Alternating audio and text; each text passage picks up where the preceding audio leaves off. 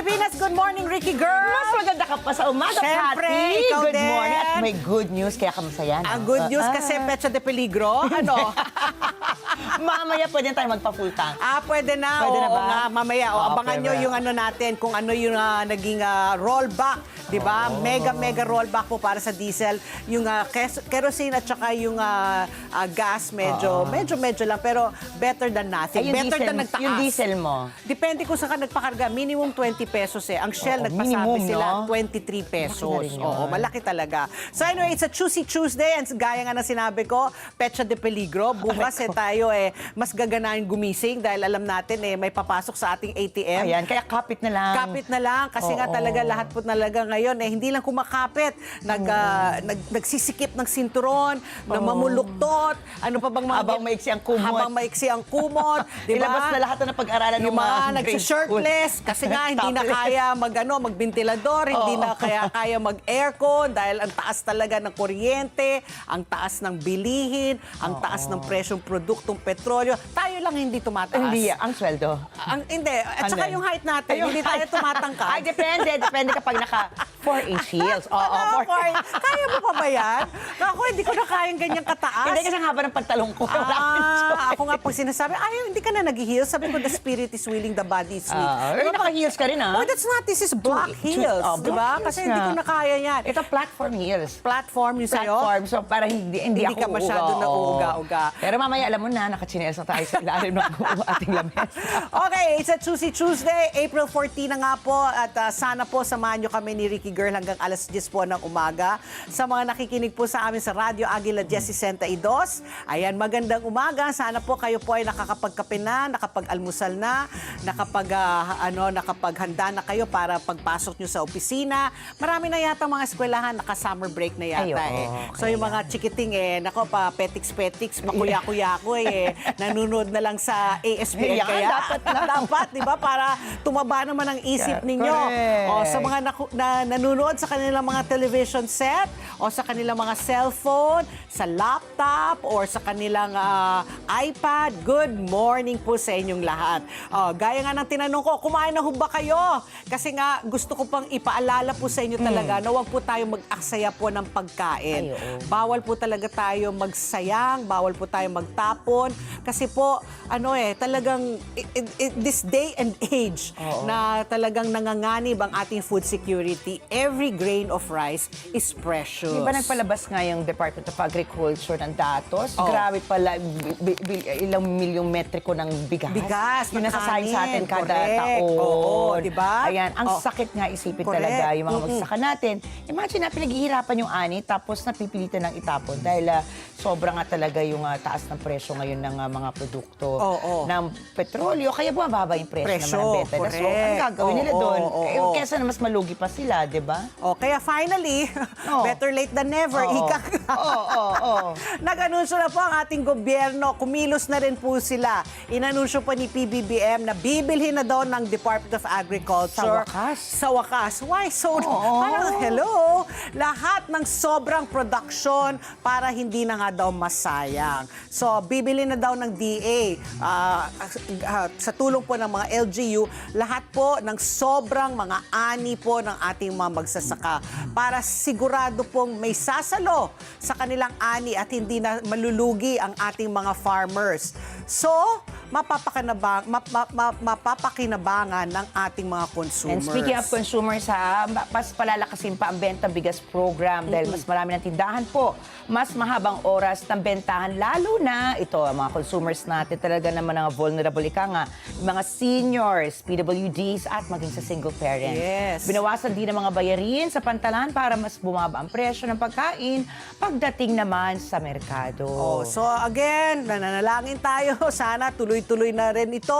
Sana hindi to Nina's Kugon, hindi katulad ng Safe Spaces, And yung Safer Cities. Safer Cities Initiative na 1 week lang wala na, chapsuy na. Di ba? Sana ito tuloy-tuloy, di ba?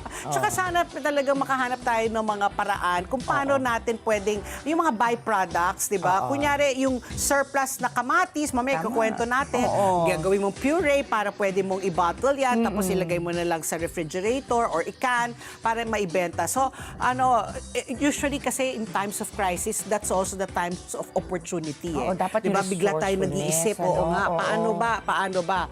Okay, anyway, umpasan na natin po ang ating unang swabing pangbungad ngayong Tuesday. Kaliwat ito na pinakwento ni Obet kanina, Obet. nakakatawa daw ito. Kasi nga kaliwat kanan po yung mga graduation ngayon, di ba? Summer, di ba? Usually March, April, May, marami mga graduation ceremonies, mga moving up, di ba? Correct. Lalo na yung mga bata, pag excited yung mga magulang, maski na kinder lang, moving up na, talagang engrande celebration di ba? Ha? Pati OOTD, yung nanay, gusto niya talbugan nila yung mga anak nila. Ayan, ang dami pong viral, Maraming mga nanay, mas maganda pa yung outfit. Ano man naman hindi outfit lang daw dito. yung mga estudyante ang mga nagbida, pati yung kanilang mga nanay nag-trending. Ito na nga. Ito, Nay. Nay, bakit? Sa social media po, usap-usapan po ang mga nanay na rumampa na talagang hindi lang yung mga OOTD pero extra pangkabog. XOTD, extra OTD, wow. Di ba? As sexy ni mother, may naka-wedding gown pa daw. Ito, naka-tube. Di ba? Tapos, ito yung naka-wedding gown. Nakaputi, parang wedding gown. Parang siya ang gagraduate, Para siya yung bride. Teka lang, siya ba ang gumraduate o yung anak niya? Yung anak niya, di ba? So, naka-wedding gown si nanay, tapos may paslit pa na parang pageant level. Nako naman si nanay. Wow. So, itong mga nag-viral nga, naka-wedding gown, si Mary Grace. Siya po isang fish vendor. Tapos binash nga siya dahil naka-wedding dress siya sa recognition day ng anak niya. At hindi man ang graduation na Recognition day. Agaw eksena rin daw yung isang nanay na naka-tube top. Sexy naman. Yan naman po ay si Joy Basa. Ayan. Di ba? Di ba? Baka binabash ba siya? Naging meme-worthy daw to dahil sa body-hugging outfit, but she kept it real. Nandun daw siya para suportan ang anak niya at maging presentable. Siguro sexy siya di ba? Tsaka may itsura, Tsaka may itsura di ba? Bakit ba? Walang basagan ng trip. Basta hindi bastos, di ba? Ayan, di ba? Tapos yung mga anak nilang liliit pa, di ba? Recognition na nga, di ba? Ito Hindi man ang graduation. Hindi man graduation. So ito, pinag-usapan muli rin si Bernadette Flores dahil nagpasiklab ulit ito sa kanyang OOTD sa graduation. Anong suot ni Bernadette? Siya ay Asan na? Nasaan na? Siya ay Ayan. Ay, ito yung nakapanood ko sexy na dati. halter dress at collar puti pa. Diba? With gold print. Backless. Backless. Tama naman yan para kasi napakainit, di ba? So, agaw eksena rin po yung white turtleneck dress at high slit. Hindi yan turtleneck, Obet. Ano lang yan? Haltered lang yan. Ang turtleneck, di wala na yung leeg. Baka sa harapan may mga beads pa. At talaga naman, wow. Ang parang pang beach. Baka mainit sa kanila. I'm sure. Tsaka parang siya naka-beach, di ba? So, ikaw, Ricky, magsusot ka ba ng ganyan sa recognition din na anak Baka hindi ako papasukin ng principal kapag hindi lang ako, hindi yung principal. Baka yung mga anak ko, hindi pa ako makasakay sa kotse. Tinakwil na ako talaga. Di ba? Lalo na pag yung lalaki kong anak, magsusot ako ng ganyan.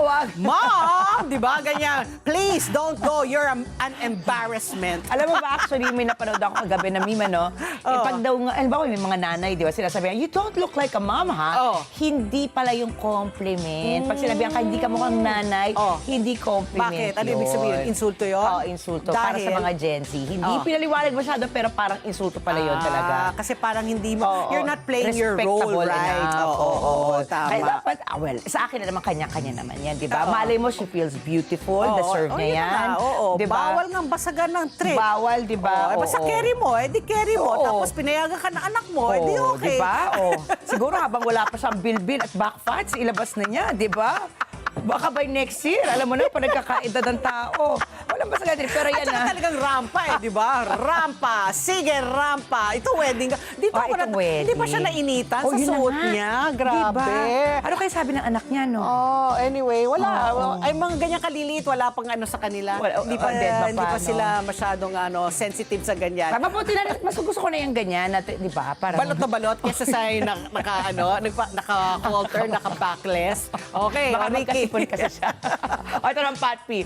From space. Space? May ginawa ba tayo? Ito, Zoomies. Oh, yan. bakit Zoomies? After a historic mission around the moon, ako ito, ang astronaut po na si Christina Koch, came home to the best welcome ever dahil ang sumulubong sa kanya ay ang kanyang aso na si Sadie.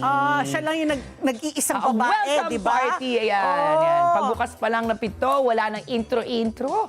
Diretso Zoomies si Sadie sa sobrang excitement. Ang cute naman. Tumalon, Ay, look at the dog. tumakbo. Ay, ang cute. Oo, talagang abang na abang siya. Nagpakita pa ng toy. Oh. Full on I missed you energy talaga ang ipinakita niya. Ang cute naman. Si Coach naman, or Cock, bumaba kaagad sa sahig para salubungin ang lalaga. The video, 1 million likes lang naman in hearts na ngayon. Thousands of comments and yes, marami pong naiyak.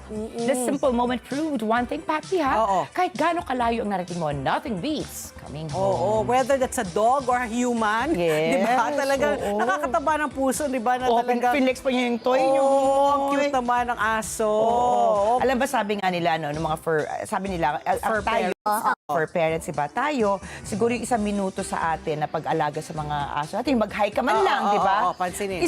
Isang minuto lang yun, pero sa kanila, yun lang yung hinihintay na buong Araw. Correct. Ayan. Okay, Ricky girl, siyempre, what ito is naman. the weather update today? Inaabangan naman natin ngayon ang status ng ating panahon. Ito, may good news, pero kasi may nakita tayo super typhoon na, no, si Sinlaco, pero hindi siya papasok. Yehey! Sa Philippine Magandang Area balita of Responsibility. yan. Ayun na. Ayon sa pag-asa, huling namata ng bagyo sa layong 2,455 kilometers east of southern Luzon. Taglay nito ang lakas ng hanging umaabot sa 205 kilometers kada oras malapit sa gitna at pagbugsong umaabot sa 250 kilometers per hour. Kumikilos ito pahilagang kanluran sa bilis na 15 kilometers per hour. Samantala, nakakaapekto sa kasalukuyang lagay ng panahon sa bansa, lalo na po sa northern Luzon, ang ridge ng high pressure area. Mararanasan ang maximum temperature na 34.3 degrees Celsius mamayang alas 4 ng hapon at lulubog ang araw mamayang 6:10 ng gabi. Samantala, 2 lugar sa bansa ang inaasahang makararanas ng dangerous level na heat index ngayong araw na Martes ayon pa rin sa pag-asa. Batay sa kanilang pagtataya, pwedeng umakyat sa 46 degrees Celsius. Init. Oo, ang heat index sa Danger. Cotabato City, Maguindanao del Norte na nasa kategorya na matinding panganib sa kalusugan. Habang inaasahan namang aabot sa 42 degrees Celsius ang heat index sa Sangley Point, Cavite na nananatiling nasa mapanganib na antas. Pinapaalalahanan po ng pag-asa ang publiko na mag-ingat sa matinding init at iwasan ang matagal na pagbababad sa araw upang maiwasan ang heat-related illnesses. Ayan. So, maganda yung ating status ng ating panahon. Diba? So, isa-segue ko na dyan, no? So, maganda pala ang ating weather this weekend, Sunday. O, ilang tulog na lang. Tuesday, Wednesday, Thursday, Friday, sa 5 tulog na lang po, summer blast Ayan, na. kumapit ka. Status ng panahon. Talagang, nako, sabi ko, dapat magandang panahon. Kasi, syempre, ayaw naman natin maulanan, di ba? Diba? Habang tayo ay nagchuchug-chug Pero doon. masaya din yun. Ang tawag din na parang wet party ba? Wet party, ayoko nun. Kasi, Malagkit 100% sakit ang katapat mo, di ba? Magpapabasa ka. Pero di ba alam kung may swimming pool sa Philippine Arena? Meron. Di ko alam kung bubuksan ngayong Sunday kasi usually kapag may event. Usually may mga rides, may mga... Pwede mag-swimming pagkatapos. Pero ang hirap nun, yung habang kumakanta ka, nagrarakrakan ka, tapos mababasa ka, tapos uwi ka, na wala kang dalang pampalit na damit, di ba? Air Hindi ka dry. makaka-shower. Ay, nako. Pero ayan po, paalala po, 6 na tulog na lang po, summer blast na. Excited ka na ba? Excited na talaga. Gustong-gusto ko na po talagang pumunta sa arena at sa stadium. Ganito na gawin natin. Sabado pala, magkasama na tayo. Sige. Hindi, pero marami talagang kaabang-abang na mga performances, di ba? Sabi na nga natin kahapon, may Glock 9, meron nga siya Over October, nagulat ako. Silent Sanctuary, Angela Ken, Four of Spades, Billy Crawford, Mayonnaise, sino pa ba? Jumanji. Dilaw. Dilaw. Di ba? Ang dami. Talagang one to sawa talaga ang Summer Blast this year, 2026. Anyway, okay, inanunsyo po ni Pangulong Bongbong Marcos at ang Energy Secretary natin, si Sharon Garin, na magpapatupad po. Ito na nga yung sinabi na nga natin, Ricky, kanina. Big time rollback po sa diesel. So asahan nyo po talaga gas starting today, saan nyo po at least 20 pesos po. Kung sa Shell kayo magpakarga, 23 pesos ang rollback po nila sa diesel. Habang ang gasolina naman po, 4 pesos and 43 centavos at ang kerosene naman po, 8 pesos and 50 centavos ang rollback po ng mga oil products na yan. So, ayun na, magpakarga na po kayo. Medyo may kalakihan, pero syempre hindi pa rin ito sapat sa inakyat.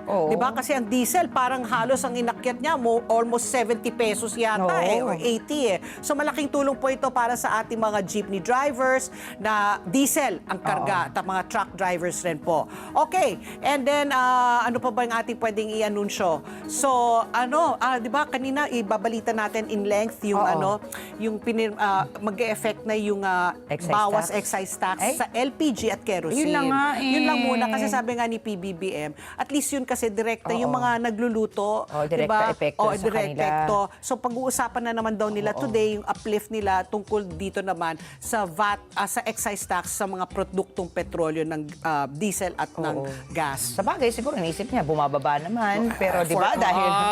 parang hindi. Nasa $100 plus na naman per barrel. Lalo na ngayon yung mga anunsyo na naman ni Tatay Ni Trump. Trump, inaaway niya Diba? lahat. Diyos mio. At siya naman daw magbablock ngayon sa Hormuz. May blockade, di ba siya magbabantay ngayon? Anyway, okay, let us try to augment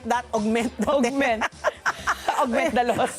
Augment the bad news with some good news. Ito po ang ating super panalo news. Ito, buhay na buhay pa rin po sa mga kababayan nating kabalin. Mga Kapampangan, ang isang pamana. Sa mga Kapampangan na ortelano o mga farmer, buhay pa rin po ang tradisyon. Ang masaganang ani nila na simpleng kamatis. O ito nga, tomato, ginagawa nilang sarsang kamatis. Ayan o, puree na kamatis. So it is slow cooked.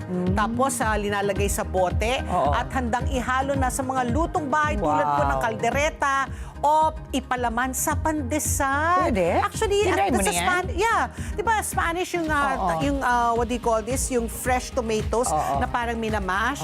And then just a garlic bread. Tapos you just sprinkle it with salt. Sa akin, cheese naman. Ikaw cheese, ako salt. Ang sarap na niya, no? So, pag fresh tomatoes talaga masarap So, isang paalala po na ang ani, kapag pinapahalagahan, nagiging pagkain, kabuhayan at kultura. So, kasi nga, like, di ba there was a time, parang a few months ago, yung kamatis bumagsak sa 10 piso Grabe, kada no? kilo. Di ba? Talagang oversupply ng kamatis. So, pag ganyan po, tayong mga homemakers, naka naman, di ba? Naman. Ano ba naman yung pakuluan mo yan, di ba? Imamash mo yan. Tapos, i-season mo na rin. Like, put a little salt and maybe a little pepper. Then, if you want to level it up, lagyan mo ng olive oil. Tapos, you just, put it in your refrigerator. And that's always right away. Let's just like a pasta sauce na. Hindi ba mahirap, madali mapanis ang kamatis? That's why you put it in your ref. Di ba? You put it in your ref. Tapos ano ba yung already. natural na preservative na pwede mo ilagay dyan? Salt. Yeah? Salt and Oo. pepper. Diba? Oo. So, ayun, pwede na yan pang pasta sauce. Yun. Yun na nga, pag gumagawa ka ng kaldereta, mechado, apritada, na kailangan mo ng kamatis, o di yan ang idadagdag Actually, mo pag na. nagluluto ako ng pasta, talagang hinahanap ko yung pinaka matanda Matanda na para overripe. kamatis. Oo. Tapos Oo. ayan, inaano ko, pinupunit-punit ko yan kasama ng aking sauce para talagang malinamnam at parang sariwa. O, ayan to. From kamatis, pumunta naman tayo sa Ilocos Norte dahil toneladang mangga naman po ang nabubulok. At itinapon nga dahil hindi mabiyahe Grabe. dahil po sa taas ng presyo po ng diesel. So, mula dati, 20,000 daw ang kanilang ginagastos para ibiyahe. Umabot na sa 50,000 Grabe. pesos ang gastos para sa trucking. Kaya nababawasan na po ang mga biyahe. I mean, how many people can afford 50,000? Paano ka pakikita, no? Mas Oo malaki nga. pa yung mapuhunan mo kaysa sa iyong So, kikita. ang resulta, syempre, hindi na naipadala sa merkado, di ba? Wala na talagang, kung ikaw ay magsasaka, kunyari sabihin natin, o ilang kaing ng manggayan, pero sisingilin ka ng 50,000 para sa Wag na trucking. lang. Baka yun yung kita mo dapat, wala na. Wala Napunta talaga. na lang sa pagbayad sa trucking. So, nasayang nga itong mga manggay ito. At, ayun, ano pwede natin gawin dyan, di ba? Kung Diba? hindi, baka Buro. sana, yung slice, dried Buro. mangoes. Buro. O Pwede ba iburo. yan? Oo, diba? Dried mangoes, iburo. Oo. Ano pa bang pwedeng gawin? mango shake. puree. Mango shake. Puree Oo. din, di ba? Alam ba, nakita ko nga yan, yung mga farmers na mga mangga, no? Talagang sila, masinop pala dyan. Iba pala yung mangga. Kasi binabalot nila isa-isa yan, ha? Sa periodiko. Periodiko. Kasi imagine, sabi ko nga, grabe, no? Yung tungtong mo pa lang ng puno para balutin isa-isa yan, tapos itatapon mo lang pala, Labor-intensive, no? Ibabalot.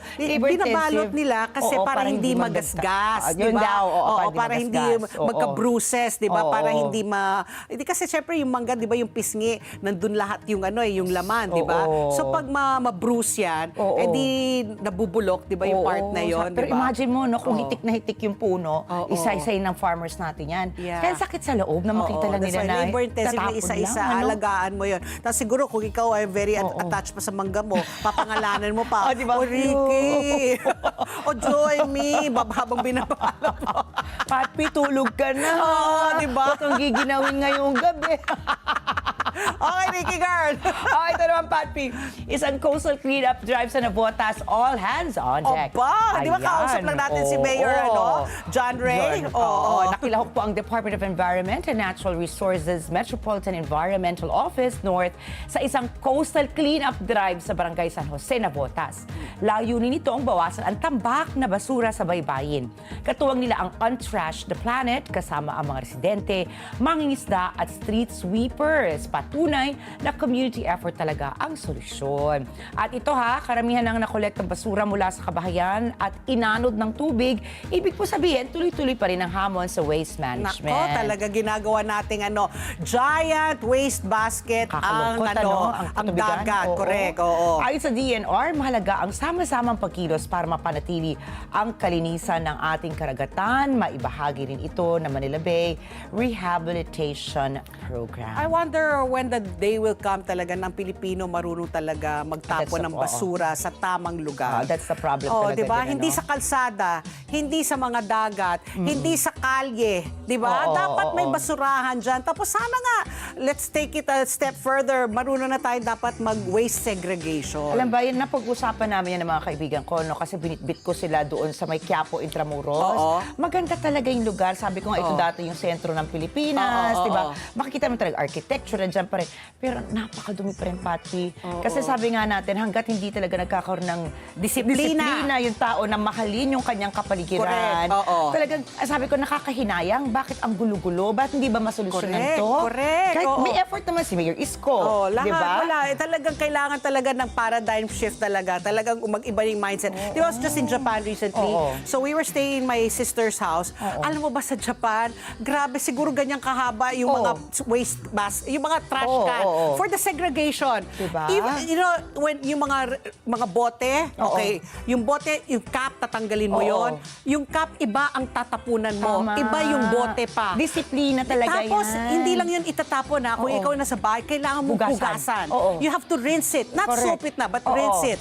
Tapos, di ba yung mga pag bumibili tayo ng mga pagkain, kunyari sa mga tindahan, usually may parang plastic tray, di ba? Na gano'n. Iba pa yun. Separate rin yun. I-rinse mo rin yun. Iba yung plastic tray sa plastic bottle. Tapos yung papel, iba yung newspaper. Iba pa yung mga sachet packs. Iba yung mga sa chips pack. Ay, nakaka-confuse. Kaka-confuse, ano? Pero pag confuse ang naumpisahan mo Pilipino na, kasi nga hindi tayo sanay. Yun lang, Pero sa Japan, ang mga Hapon, disiplina. Di ba? Parang yun ang mga things na talagang nakakainggit. sa Versailles din ganyan no? Pag bumibisita ako sa pamilya ko doon, talagang makikita mo talaga, hinuhugasan nila lahat ng basura nila. Hindi pwedeng basta-basta na. Actually, sa Estados Unidos, ganun na din, di ba? Kaya lang yung implementasyon naman. Kasi siguro mas malaki. Ang Japan talaga napakalinis. Napakalinis, nakakahiya. Nakakahiya talaga tayo pag natapat tayo sa mga Hapon kasi ang lilinis talaga Ano nila. kayo iniisip nila pag pumunta sila sa mga intramuros? Ew, so dirty! Ayun talaga. Sayang talaga. May efforts naman ang LGU, pero sana tayo mismo talaga. Okay, maisip tingnan natin. Kaya siguro sadsad na naman yung piso natin kontra dolyar. Ay nako, batay po sa Bangko Sentral ng Pilipinas, nagsara po ang ating piso kontra dolyar kahapon sa halagang. Nako, ito na naman, bumalik na naman tayo sa 60 pesos and 13 centavos. Bakit? Humina na naman po ng 16 na sentimo po ang ating piso kontra dolyar. kumpara po sa naging palitan nung Biyernes sa halagang 59 pesos and 97 centavos. So, hay nako, narito naman po ang palitan ng piso kumpara po sa mga iba pang currency. Sa Japan yen, 37 centavos. Sa euro, 69 pesos and 77 centavos. Hong Kong dollar, 7 pesos and 63 centavos. At ang Saudi Riyal, 15 pesos and 92 centavos. Ayan po ang ating foreign exchange as of April 13, 2026. Ricky Girl, 3 issues pa rin po tayo ngayong umaga. Issue number 1. Isa nga pong TNVS driver ang posibleng managot sa bawal bastos law dahil sa malaswang komento sa young actress na si Cyril Manabat. Umani rin kamakailan ng batikos si Quezon City Representative Bong Suntay sa umano'y gender-based sexual harassment na pahayag kay Ann Curtis sa isang pagdinig sa Kongreso.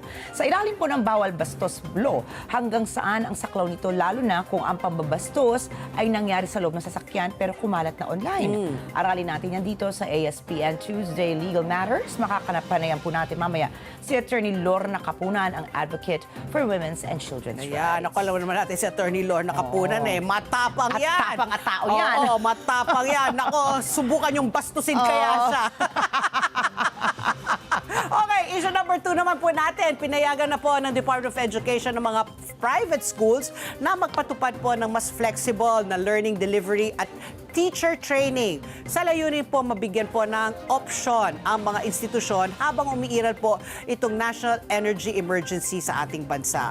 So alamin po natin kung gaano kahanda ang ating mga private schools para po sa blended learning at paano po ang adjustment nila para sa mga mag-aaral, lalo na po sa grade 1 students. O ayan, so tingnan natin paano itong sinasabi blended learning para makatipid, di ba, ng pamasahe, makatipid rin ng tawag nito ng electricity consumption, kuryente, diba? correct. Oo. So makakausap po natin mamaya si Attorney Joseph Noel Estrada. Siya po ang Managing Director po ng Coordinating Council of Private Educational Associations o COCOPEA for short. Yan po ang ating issue number 2. Issue number 3. Matapos pumabigo ang sampang kapayapaan or usaping pangkapayapaan sa pagitan ng US at Iran, inanunsyo ng US military na sisimula nito ang pagharang sa lahat ng pantalan ng Iran simula po Lunes, Martes sa Pilipinas. Today. Yes, ayon sa US Central Command, hindi nila papayagang makapasok o makalabas sa mga pantalan ng Iran ang mga barko mula sa kahit anong bansa. Ang unang balita ko dito from Iran lang. Ngayon lahat na pala saklaw na.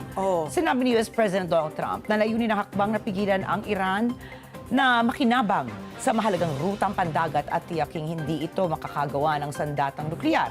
Anong posibleng consequence ito sa buong mundo? Pagdating naman sa politika at ekonomiya. Pag-usapan po natin ito kasama si Chester B. Cabalza, ang presidente and founder of the International Development and Security Cooperation. Talaga tong si Donald Trump ayaw magpaawat no? Talagang I don't know. Hi! Hi, nako. Nakita mo yung niya, yung viral niya? Oh, Lord! Asan ba si Lord? Diba? Lord, tawagin mo na kaya si Donald. Alam mo yun, may, siya? Viral ngayon si Tatay Trump. Inaaway niya pati yung Papa Santo. Yun na nga. Kasi nga, Grabe. nung nag-post daw siya mismo ang nag-post na in the image and likeness of the Lord. Of the Lord. Sabi niya, dinenay niya, nag-press con siya kanina, hindi daw yun ang ibig sabihin. Doktor lang daw siya ng Red Cross. Ay, ewan ko. Pero pag makikita niya talaga, hindi mo alam kung talaga. Isa lang masasabi ko na dyan, baliw-baliwan. Okay, bago tayo mag-commercial break, ito po ang ating question of the day. Sa sunod-sunod po na kontrobersiya po ng umano'y bastos at hindi angkop na pahayag mula po sa isang TNVS driver hanggang sa isang mambabatas na muling nabuhay ang diskusyon sa pagpapatupad nitong mabawal bastos law.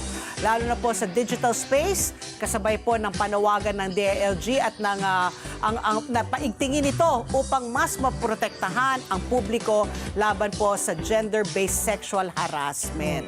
Kaya ang aming question of the day, ito na po. Sapat na ba ang bawal bastos law o kailangan pa itong higpitan at bakit? Ako, Ikaw, ang dami tingin nating, mo? sa akin, ang dami na nating mga batas. Yun. Implementasyon lang po parate ang kulang. Yun Lagi lang. po tayong ninaskugon. Kailangan meron talagang isang, it least sometimes sa celebrity diba? Like the case of, ito nga sa TNVS, kay Cyril Manabat. Nabuhay. A few weeks ago, yung kay Congressman Bong Suntay. naman. Kasi si Ann Curtis ang ginamit Yun. niya. So again, mga celebrity, Pag celebrity talaga, ano siya eh, Nakakatawag talagang ng pansin, ano? nakakatawag ng pansin. Bigla talagang, ay, Oo. meron palang ganon. Pag-uusapan na naman natin. Pag tapos na nag-die down yung issue, wala na naman. Lax na naman tayo. Ayun lang. Diba? Dapat meron na magkaroon talaga ng heads return. Tama ba? Heads will roll. Oo, at saka heads will roll. kailangan. May dapat mong sampulan. Ako talagang Oo. consistency is key. Ayan. Consistency Oo. is key talaga. Kasi if you implement it regularly, Oo. there's no need anymore to keep bringing it up every time. It should just be a constant reminder. It should be a way of life already. Ay, pero alam It's ba- like segregating your waste. Oo, pero alam mo ba minsan, Patin, pag mga nakikita mo yung mga netizens, kasi actually pumutok yan, kasi nag-post si Kuya Driver, Oo. no? Tapos ang dami mga Pilipino nag-comment pa, Nag-comment, parang oo. supportive pa na, uy! Nako, oo kasi nga mga Pilipino, mema Pero sabi. ayun na nga nalulungkot ako kasi Oo. alam ko naman na mababait ang Pinoy, pero pagdating sa ganyan, hindi na sa post na yan, ha? Ang daming bastos! Ay, nako, maraming bastos Diba? sa Pinoy. Okay. Oo. Anyway, mag-comment lamang po kayo sa aming Facebook account. Hanapin lang po ang Net25 News and Information at makibahagi sa aming talakayan online. At magbabalik pa po ang ASPN. Makakausap na po natin si Attorney Lorna Kapunan, advocate nga for women's and children's rights dito po sa pagbabalik ng ASPN. Ano sa palagay nyo?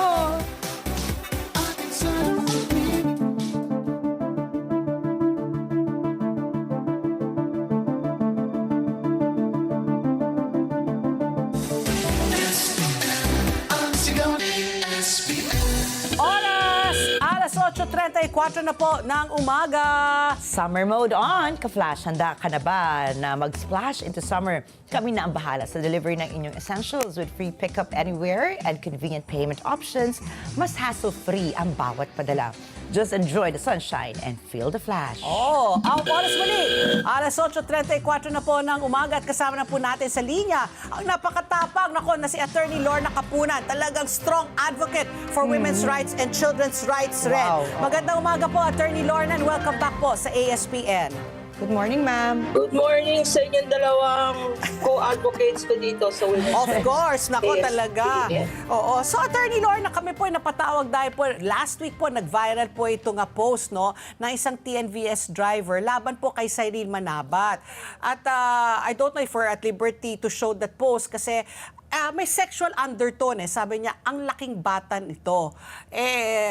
Tapos doon si Cyril na sa likod, no? So talagang na-offend si Cyril and sabi niya, she will really pursue this. So, Attorney Lorna, my question is, even if it was just an insinuation, but yun na nga, the person being referred to was offended, is that enough already to pursue a case against the TNVS driver? Yes, because under the Bawal Bastos Law, the Safe Spaces Act, no? It is not the intention of the accused or the aggressor. It is how the victim felt. Okay. So, itong batas na to, kakaiba to sa ibang criminal laws natin. Ano? Oo. Kasi sa criminal laws natin, kailangan ng criminal intent. Itong Bawal Bastos Law, miski na wala kang malisya or criminal intent, ang relevant dito, tsaka material, ang pinag-uusapan, ano ang epekto sa victim? Ano ang epekto sa kanyang dignity, sa kanyang sense of safety, sa kanyang sense of privacy? That's why napaka-importante nitong batas na to. Kasi kakaiba to sa revised penal code on sexual harassment, sa special law on sexual harassment in the workplace. Ito talaga hindi kailangan ng criminal intent. Basta na-offend yung ang tawag po Yung doon, biktima, sapat na 'yon, no, para i-pursue. Okay. Attorney, gaano po ba kalawak ang saklaw itong batas na ito? Kasi po halimbawa, ito nga pinag-uusapan po natin na na-offend ka and kumalat po online. Paano po pag halimbawa personal lang? Halimbawa one-on-one kayo pero meron ka po mga katibayan, ganyan, halimbawa mga chat o mga paninirang pulis sa'yo na binabastos ka, no? Gaano po kalaking saklaw nito na halimbawa ano po yung pwedeng paparusahan? Ang coverage nito ay napakalaki, no? Lahin muna natin yung bakit kakaiba itong Safe Space Act o Bawal Bastos to. Because this is the first legislation that does not discriminate. This is not a women's bill. Oo. This is parang human rights bill, no? Ito ang unang batas na pwedeng bastusin ang LGBTQI community. Kasama.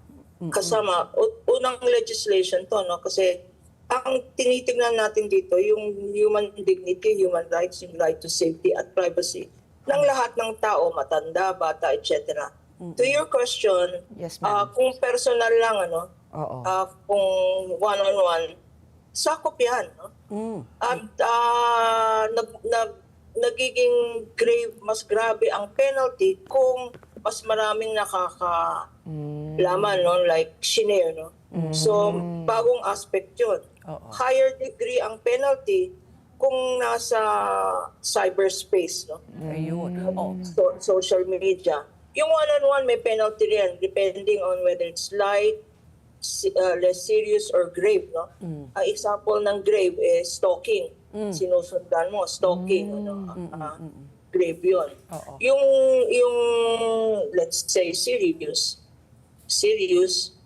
pero hindi grave. Yung nagpa-public masturbation, no? Yung driver na masturbation, hindi ikaw ang victim pero na-offend ka. Pwede ka mag-fight. So, attorney po, like the case of Cyril nga, balikan ko lang yung kaso ni Cyril. Yes, Because of that post of the TNVS driver on social media, so many people reacted, no? And unfortunately, maraming, kumbaga, they rode on the bandwagon at maraming mga malalaswang mga comments, no? At pumatol na naman, sinasagot nga, sabi ni Ricky, ng driver. So, imbis na sana it stopped with the comment of the driver, so many people engaged. Now, si Cyril Manabat bilang siya yung biktima, ano po ang laban niya sa TNVS driver lamang? Ang hirap naman nakasuhan, lahat yung po mga nag-comment at na-offend sa kanya. Sikat na artista rin yon. So, paano po yun? How does she protect herself also? No, under this bawal bastos law, ang maganda dito, hindi lang yung driver, no? Ang may liability. It is for instance, if you're a driver and it's a private vehicle, yung owner ng private vehicle is solidarily liable, no? Kung it is an app-based transport system, kagaya ng Grab, no? Liable rin ang Grab kasi sa batas, hindi lang yung driver, yung may-ari ng kotse or public utility, like say bus, airplano, kotse, or if it's app-based, no, Grab, etc. No, the victim here in this case can choose even if nasuspend na ata si driver, si Grab and driver. still Attorney? Mobile kasi si attorney, naka-ano siya, nakabiyahe. Let's see, nag-free si attorney. So sinasabi nga niya, yung mga, like nyo na nga, di ba, pinatawan na ng suspension ng Grab, yung Grab driver na yan. Pero hindi natin alam hanggang kailan, pero narinig ko, sabi ni Cyril, talagang she will pursue this case. Tuloy-tuloy daw yan. Tutuloy-tuloy niya talaga kasi talagang na-ano siya, no, na-affect siya dito. So ngayon, ang katanungan ko, kung ipupursue nga yan, the chances of you winning, paano yon? Yung success rate, magkano, how long will it take, di ba? Tapos, ayan, attorney? Tapos di ba parang nabalitaan nga natin, di ba, yung LTFRB para magkakaroon na ng motion laban sa mismong Grab. Di ba, na operator. Ano ba yan? Pati kulang-kulang na nga yung mga sasakyan natin. Tapos ikakansela pa yung kanilang operasyon. Hindi naman. Siguro dapat lang yung responsable lang. So, Attorney Lorna, you were saying po, we lost you. Attorney? Can you hear me? Ayan, now Yes, we can ma'am. hear you. So, attorney, we lost you, pero you were saying kasi I was asking, paano po, no, yung Yes, mga I was listening, no? Oo, sige po. First, you can sue under the batas, itong bawal bastos law, you can sue the owner of the vehicle, you can sue the owner of the franchise, no? Kunyari, Grab, franchise. You can sue them. Kasi kawawa naman yung victim kung hahabulin yung driver, kung minsan magtatago na yung driver or walang pera for damages. No? Yeah. So dito sa batas natin, because it has gone viral to social media, then there is kasi sa batas na to, may presumption of negligence ang employer. May presumption, di ba normally sa criminal laws, presumption of innocence, no? Oo. Dito, presumption of guilt. Oh. You have to prove that you're innocent. Innocent meaning that you exercise due diligence in choosing your employees. You exercise a zero tolerance policy. Pinag-seminar mo, yung mga drivers mo, mga ganyan, no? Is showing dapat that you were not negligent Yeah. in choosing and supervising your employees, no? Kung hindi mo naman employees grab-based, may responsibility ka pa rin. Because it's not necessary. An employer-employee relationship is not necessary. Kaya nito yung app-based, no? Yeah. Oo, Okay. Covered yan sa batas. Sa batas. Attorney, kayo na nga na pag-usapan namin ni Pat Pino, dapat heads should roll. Dapat may accountable na kasi nung sinilip ko po, no, RA 11313 has been a law since 2019. So, ang question ko lang po, ilan na po ba talaga ang ulong nag-roll? Kumbaga, ilan na po ba talaga yung naging accountable? Hindi lang with this kind of high-profile case, ano? Kasi para pong wala pong nasasampulan kasi, kaya parang patuloy ng patuloy. Yung mga tao parang sabi, ay, okay lang, total naman, mamamatay din naman yung issue na yan. Meron po ba tayong datos ang talagang may napanagot na po when it comes to the Safe Spaces Act? Or it's just very symbolic? Kumbaga, pag-usapan lang ngayon, tapos, ayan na, pag humupa na yung issue, tapos na. Nag-freeze ulit si attorney. Attorney. Pero naririnig yata pa yung attorney. Attorney. Oo. Parang gumalaw siya. Gumagalaw si attorney. Attorney, can you hear us? Fortunately, Ayan. yes. Okay. Yes, ma'am. Yeah. Yes, I can hear you actually. Okay. Can you hear me? Yes, ma'am. Oo. Meron naman mga statistics, no, na pending cases. Unfortunately, pagdating sa ganyan, because napapagod ang biktima, nagsisettle out of court. So we do not have the statistics of those that have been settled out of court. No? Ang mas maraming statistics tayo ngayon, yung issue of violence against women and children. No? Pero hindi nila naintindihan na itong bawal bastos law is also violence. Yes, oo. Kasi it is a violation of emotional, psychological, kasi may traumatic effect yan eh. Correct. Oo. So, Attorney Lorna, pasok rin ba dito yung nangyari po a few weeks ago kay Congressman Bong Suntay na sinabi niya yung parang pinagnanasahan niya yung kanyang si Ann Curtis na talagang Pasok niya. Pasok na pasok. As a matter of fact, marami na nag-file, no, yung Ethics Committee ng House. Correct. Nag-file na. Yung Gabriela nag-file na. Ang aking women's group, no, UP Women's Wilosi, no, nagpa-file na rin, ano. Because this is not only about Ann Curtis. Yeah. This is a violation, especially coming from a public official. Exactly. A lawmaker at that. Oo. Hindi lang yan, si Congressman Suntay, nung hindi pa siya congressman, Council po, no? siya yung council, siya yung nagpasa ng yun first na nga. ordinance. No? Quezon City, under Mayor Joy Belmonte, was the first city Oo.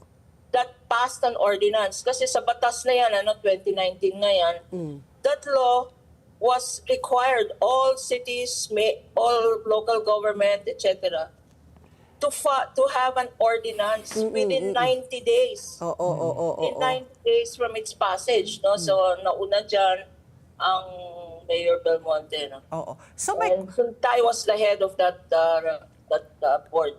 So, Attorney, my follow-up question to that is, sabi niya nga, parang marami out-of-court settlement. At sabi nga ni Ricky, dapat siguro may masampulan.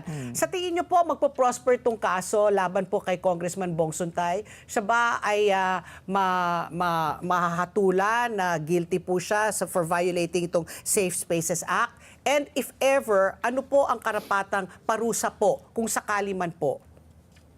Siya po Ang maging parus- poster boy na ngayon. Ang parusa na yan, hanggang 6 months, no? At a fine of up to 100,000 Wow. pesos to Okay. 500,000 pesos. Oo. Pero ang magaling sa kaso ni, ang lesson learned, no, is that you cannot get away. Kasi naging, unfortunately, dahil sa nakaraang presidente natin, Oo. who himself was a Misogynist. correct, misogynist. No? Naging kultura na. Oh. Naging cute na yung pambabastos, di ba? Oo. So it became a culture of impunity. It Yes. became a culture of pambabastos. Oh.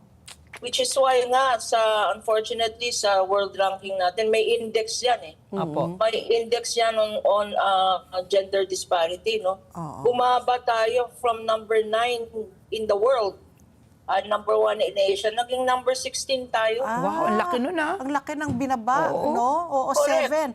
Oo, 7. Dahil dyan sa pambabastos sa disparity ng karapatan ng kababaihan, Oo.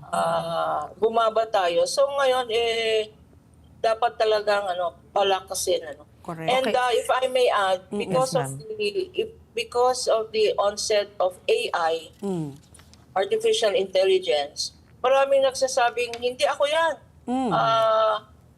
Hindi ako yan, artificial intelligence yan. Oo. Madaling Meron, mag-deny. correct, madaling mag-deny. Oo. Ma'am, ako siguro ang So tanong... meron ring meron tayong Peg. Okay. Okay, ma'am, naku, medyo tumitigil-tigil po si attorney, no? Pero ang gusto ko lang tanungin ngayon, Pat Pino, ano ba talaga yung definition ng bastos? pending bill, no? Meron tayong pending bill sa House today.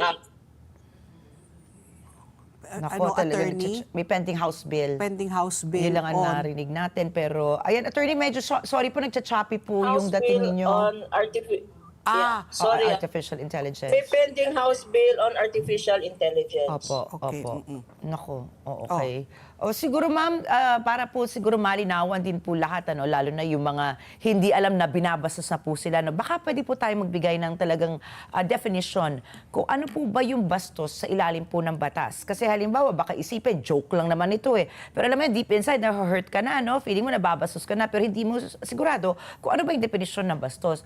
So, batas po ba, ano po yung madedefine natin na bastos? At ito po, isang follow-up din, does it necessarily have to be from an opposite gender o kahit po kapwa babae, basta ikaw ay nabastos, pwede mo pong kasuhan din? Oh yes. Pwedeng kasuhan ng babae. No? In fact, when this law was new, meron isang LGBT na nagkaso sa isang broadcaster na babae, no? Dahil sa pambabastos. No? Yeah. So, the victim can be anyone and the aggressor can be anyone. Anong example? Sinabi ko nga, stalking. Yung mga green jokes natin. Oo. Green jokes o catcalling, Catcall. whistling, Oo. or yung homophobic remarks. Oy, malis ka dyan, bakla ka. Oo.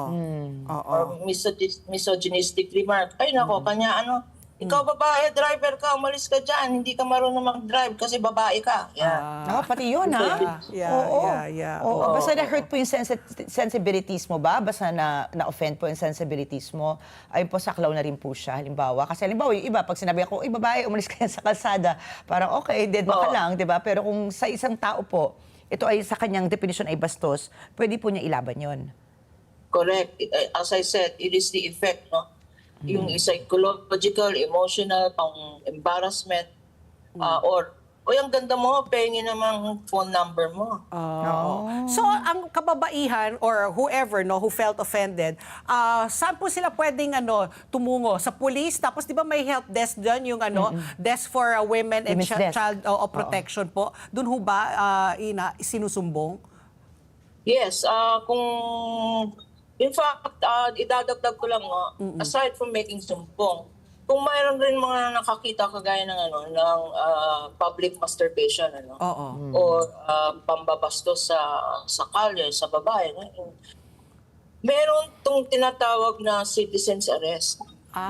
Pwede mag-citizen's arrest, Yeah, you can. This is the only instance where a citizen, well, one of the few instances where a citizen can do a citizen's arrest if in the act you are Helping. you want to help, no? Or in the act you are an observer. In the act of the act is being done in front of you. Miski na it is not against you. It is being done in front of you. Pwede kang mag-citizen's arrest, damputin mo, dalhin mo sa nearest police station. Or kung kabarangay mo, dalhin mo sa nearest barangay, no? There are supposed to be help desk on this. And sa batas, local governments are required to provide for hotlines. Oo. Siguro ako, attorney, marami nga po tayo na hindi natutuloy yung kaso dahil magastos po ang legal process o time-consuming. Ano pa ba, abala, di ba? Sa halip na nasa trabaho ka, ayan, pupunta ka dun sa barangay o Tapos kaya sa ibubuli piskal. ka pa. Nako, ikaw, di ba, yung mga kapamilya niya sabihin, ako, sige, subukan mo, demanda mo yung kapatid Yan, ko. yan, may mga ganyan, mawawala di ba? yung angkan ninyo. May mga Naku, ganun, aray di ba, ko, attorney? Merong mga ganon. Kanya wag na natin isipin yung penalizing, no? Bumalik tayo sa values education. Kung minsan, yung nagbabastos kasi nakikita niya sa tahanan, sa bahay. Binabastos ng nanay, ng tatay, yung nanay, no? Yun ang kinalakihan.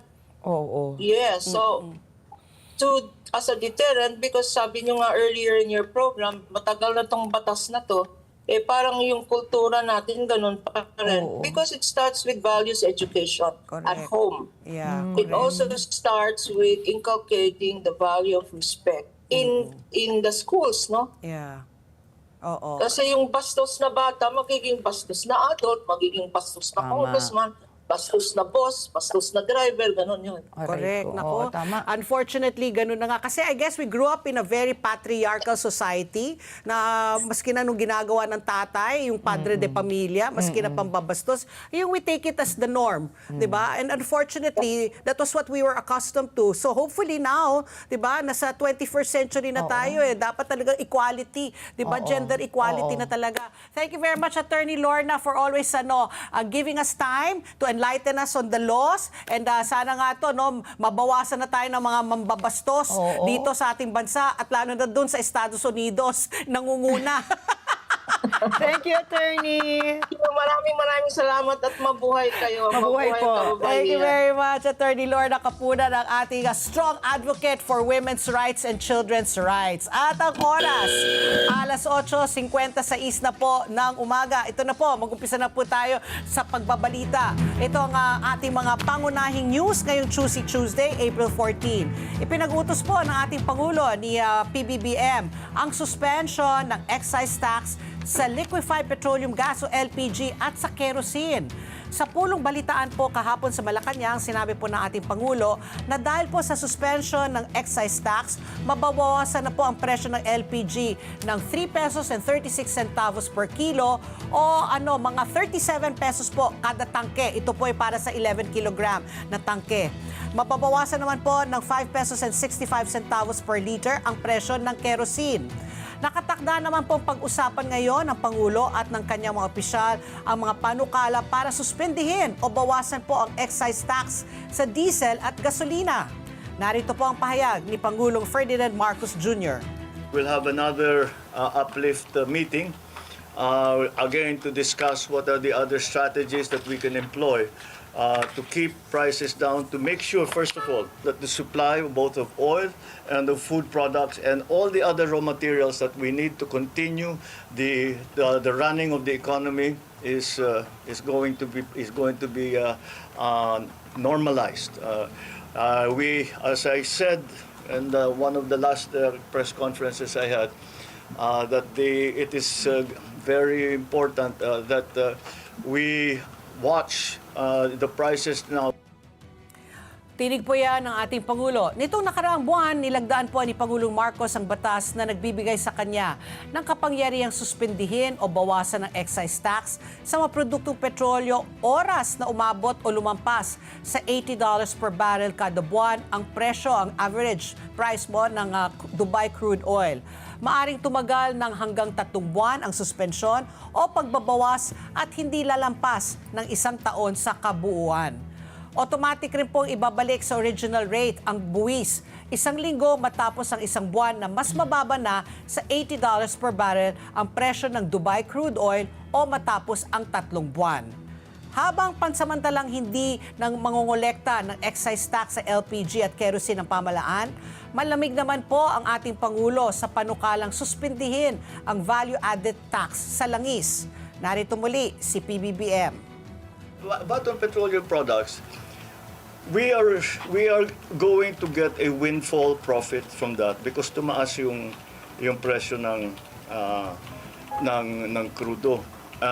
And because of that, all the importations will have at the present VAT rate, we will get funds from extra funds from that. Those if we take away the VAT on petroleum products, it will only help the petroleum market. What we need is funding to help the entire society. Hindi pwedeng yun lang, titignan lang natin is the petroleum. Kasi sinasabi ng mga tao, bakit puro transport workers ang tinutulungan nyo? Paano kami? Bakit the other? We also have to take care of the other sectors. So with the additional funding that we will get from the VAT collections, yun ang gagamitin ngayon natin to provide. That fund will not exist if we remove the VAT on petroleum products alone. Tinig muli ni PBBM, hindi naman isinansatabi ng Pangulo ang posibilidad na bawasan ang VAT sa mga produktong langis. Tiniyak niya ang pag-aaralan nila ito oras na kakailanganin. Nauna naman po ang nilinaw ni Presidential Communications Undersecretary Claire Castro na walang batas na nagbibigay ng pahintulot sa Pangulo na suspindihin ang VAT sa produktong petrolyo. Nakadepende anya ito sa Kongreso.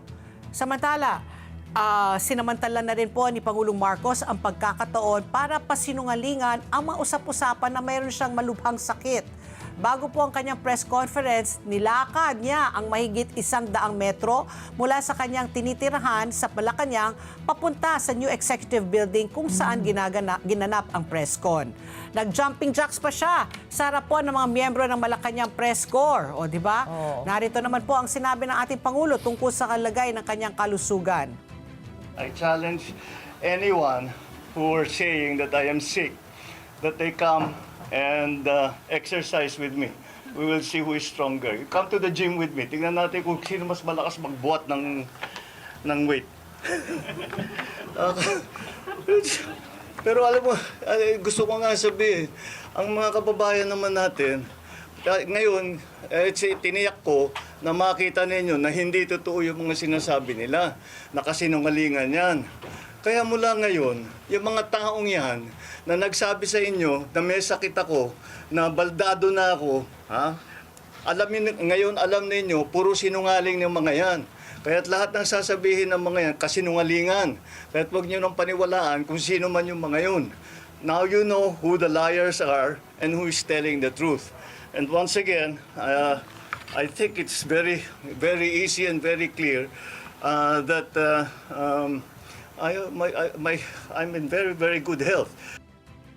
Ayan po ang tinig ng ating Pangulo. So talagang siguro busit na siya sa mga fake news na nagsasabing malubha siya, may colon cancer, nasa ospital siya, AI lang daw yung mga yon. Grabe, no? Diba? So ayan na, sabi nga niya, sige nga, hinamon na siya mag-weights daw kayo. Nag-jumping jacks pero hinihinga lang.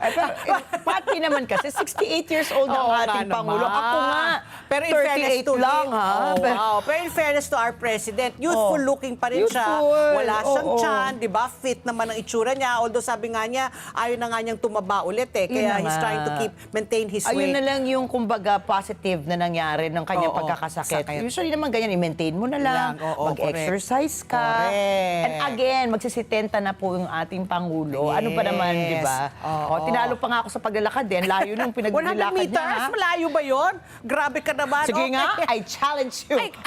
Ay, game on! Ikaw ang referee namin 100 meters dyan. lang. Okay, sige. Samantala naman po, nanawagan ng mga taga-suporta ni Vice Presidente Sara Duterte sa Korte Suprema na maglabas ng temporary restraining order laban sa Kamara de Representantes para sa pagpipigil po ng impeachment hearing ng House Committee on Justice. Ngayong araw, ipagpapatuloy ng komite ang pagdinig sa impeachment complaint laban kay VP Sara. Sa rally na isinagawa kahapon sa labas ng Korte Suprema, kinwestiyon ng mga taga-suporta ni VP Sara ang basihan ng impeachment complaint laban dito.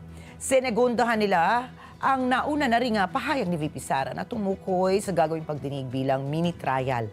Iginiit ng mga taga-suporta ng Vice Presidente na sa Senado dapat mangyari ang paglilitis. Isinabay na rin ng grupo ang panawagan sa Korte Suprema para aksyonan ang mga habeas corpus petition para maibalik sa Pilipinas si dating Pangulong Rodrigo Duterte. Samantala, hiniling naman ang asawa ni VP Sara na si Manasseh Carpio sa Quezon City Regional Trial Court na pigilan ng House Committee on Justice Low data. Load now. tayo magpapaload dito? Mag-load ka na. sa privacy law at sa kanilang mga karapatan. Naghain si Carpio ng 26 na pahinang petisyon para sa injunction na may kasamang aplikasyon para sa temporary restraining order at writ of preliminary injunction. Sa naturang petisyon, sinabi ni Carpio at ng kanyang mga abogado na ang sabina na inilabas ng House panel na nag-uutos kay BIR Commissioner Charlie Mendoza na magbigay ng testimonya at magsumite ng mga kopya ng mga tax returns na pag-aari niya ng Vice Presidente at ng iba pang mga negosyong konektado sa kanila ay labis na malawak dahil nagsimula lamang ang panunungkulan ni Duterte noong June 30, 2022. Partikular na hiniling ni Carpio sa korte na maglabas ng 72 oras na TRO at 20 araw na TRO na pipigil at magbabawal sa House Justice Committee na ipatupad at sumunod sa sabina na ililabas naman noong March 31, 2026. Iginiit po sa petisyon ang mga tax returns ng isang pribado individual ay lubhang kumpidensyal at saklaw ng karapatang konstitusyonal sa buhay, kalayaan at ari-arian pati na ang Equal Protection Clause. Tinukoy rin ni Carpio ang Section 2702 ng Tax Reform Act na nagpapataw ng pasong o parusang kriminal sa sinumang opisyal o empleyado ng BIR na iligal na nanghihimasok o naglalantad ng anumang record, datos o impormasyon ng isang taxpayer. Hiniling din ni Carpio sa korte na gawing writ of preliminary injunction ng TRO habang dinirinig ang kaso. Ipagbawal ang pagsunod, pagpapatupad at o implementasyon ng sabina na may petsang March 31, 2026. Ipawalang bisa ang sabina na may petsang March 31, 2026. Permanenteng ipatigil o ipagbawal sa Kamara ang pagpapatupad o pagsunod sa nasabing sabina. Ideklara na inadmissible o hindi maaaring tanggapin at walang legal na epekto ang anumang dokumento, record, papel, impormasyon o datos na nakuha kaugnay ng nasabing sabina. Iginit din po ni Carpio na sa petisyon na hindi pwedeng ilabas sa mga tax returns nang walang notisya o pahintulot ng taxpayer. Samantala, sinabi ni Senator Bongo na nakasalalay sa posibleng pagkakahalal kay VP Sara bilang pagkapangulo sa 2028 ang pagbabalik ng bansa sa normal. Binigyan din inigo ang importansya ng pagpapatuloy ng liderato at ang direksyong inilatag na nakalipas ng administrasyon. Inihayag niya ito sa pulong ng Partido Demokratiko Pilipino Executive Meeting noong Sabado, April 11 at sa paglulunsad ng Rage Coalition na ginanap po noong Linggo, April 12. Ikaw ba, papayag ka bang Kunin? kunin yung income tax Ano sabi mo, return? mahihiya pa tayong dalawa. Oy, paalala ha, kailangan na po mag-file Oo, ha. April 15. Oh, Ako, paalala po sa syempre, akin. Syempre, namutla ako nung kinumpute ng aking, Ako din. ng aking Accountant. accountant, yung kailangan kong bayaran. Oh. Partial pa lang daw yun, Kailangan may mong susunod pa bayad. daw. Oo. Oo. Sabi ko, wala namang problema. Like all Filipinos, Oo. they don't mind paying. Basta nakikita natin sa tama, ginagamit, di ba? Nakikita natin, nalalagay sa mga maleta, Ayun na. nalalagay sa Ito na. mga bulok-bulok ng mga, Uy, Chinkitan, bakit ka nandito? Ay, hi, Chinky! Uy, magbibigay ba ka ba sa amin ng mga money tips? Kailangan namin ng datong. Pinag-uusapan pa lang namin yung tax ngayon, Chinkitan. Hello. Chinky, ikaw, ilang milyones? Sinahabak Bakit ka naman pwedeng ng pakiikot? BIR? Pakita natin ang ating Grabe, bisita ngayong pakita naman umaga. si Chinkitan, no? Tingnan mo. Nasaan ba si Ryan? Ryan, pakita mo nasaan si ka? Chinkitan, Ayan. bakit ka nandito? Mag-guess ka sa kabila? Ayan, sa yan. KU. Oh, ang ating pong asuki na si Ayan. Chinky. Ang napakayaman. BIR. Oh. Panawagan. Oy, Chinky, ba't ang ganda ng katawan mo ngayon? Siguro yung mali-maleta ng iyong ipon. Gagamit mo mga pang-weights. Ha? O sige, share mo sa amin ng mga money saving tips mo. Kailangan na talaga. Mag-side hustle. That's what I remember when we interviewed him before. Kailangan diba? na talaga ngayon. Tinake note ko yun, Lahat ng Tinake mga note tao yan. talaga kailangan may side hustle na ngayon. At ang oras, alas 9:08 na po ng umaga. Sa aming pagbabalik, makakausap po natin si Attorney Joseph Noel Estrada, ang Managing Director po ng Cocopea, tungkol nga dito sa mga private schools na pinapayagan na sila mag-blended learning. Tapos meron yatang may konting subsidiya na makukuha sa gobyerno, ang mga private schools. Yan po, sa pagbabalik po ng ASPN. Ano sa palagay niyo? Ang sigaw ng Pinoy Nation. Information Education. Oras! Alas 9:10 na po ng umaga. Na sa dami po ng oras natin sa gadgets at computers, mas napapagod ang ating mga mata. Buti na lang may iVery na tumutulong mag-protect laban sa eye strain and oxidative stress. Kaya kung gusto mong maalagaan ang iyong paningin, mag-iVery na araw-araw. Okay, oras muli. Alas 9:10 na po ng umaga. We had on the line kanina, bago ng commercial break tayo, na kami audio test with Attorney Joseph Estrada. Oo. Pero biglang nawala. So habang rini-reconnect, tuloy-tuloy pa rin po ang ating pagbabalita muna. Okay, humihingi po ng paumanhin si Interior and Local Government Secretary John Vic Remulla para sa mga pagkakamali sa pagpapatupad ng Safer Cities Initiative, particular na po ang kampanya laban sa mga nakainom at mga walang damit pang itaas na lalaki sa lansangan. Particular na humingi ng paumanhin si Secretary Remulla sa isang lalaki sa Barangay Addition Hills sa Mandaluyong na sinita at pinatawan ng multa dahil sa hindi pagsusuot ng damit pang itaas habang naghahalo ng semento sa harap ng kanyang bahay. Diyos ko, nagtatrabaho na At saka kasi sa bahay niya. si Manong. Oo. Napatikos po ang Safer Cities Initiative dahil anya sa pagiging anti-poor nito.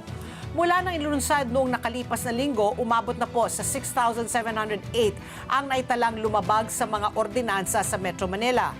Bukod po sa mga nakainom at walang damit pang itaas, sinisita rin ng mga otoridad ang mga naninigarilyo sa mga pampublikong lugar, mga menor de edad na lumalabag sa curfew at mga nagvividyoke hanggang sa kalaliman ng gabi.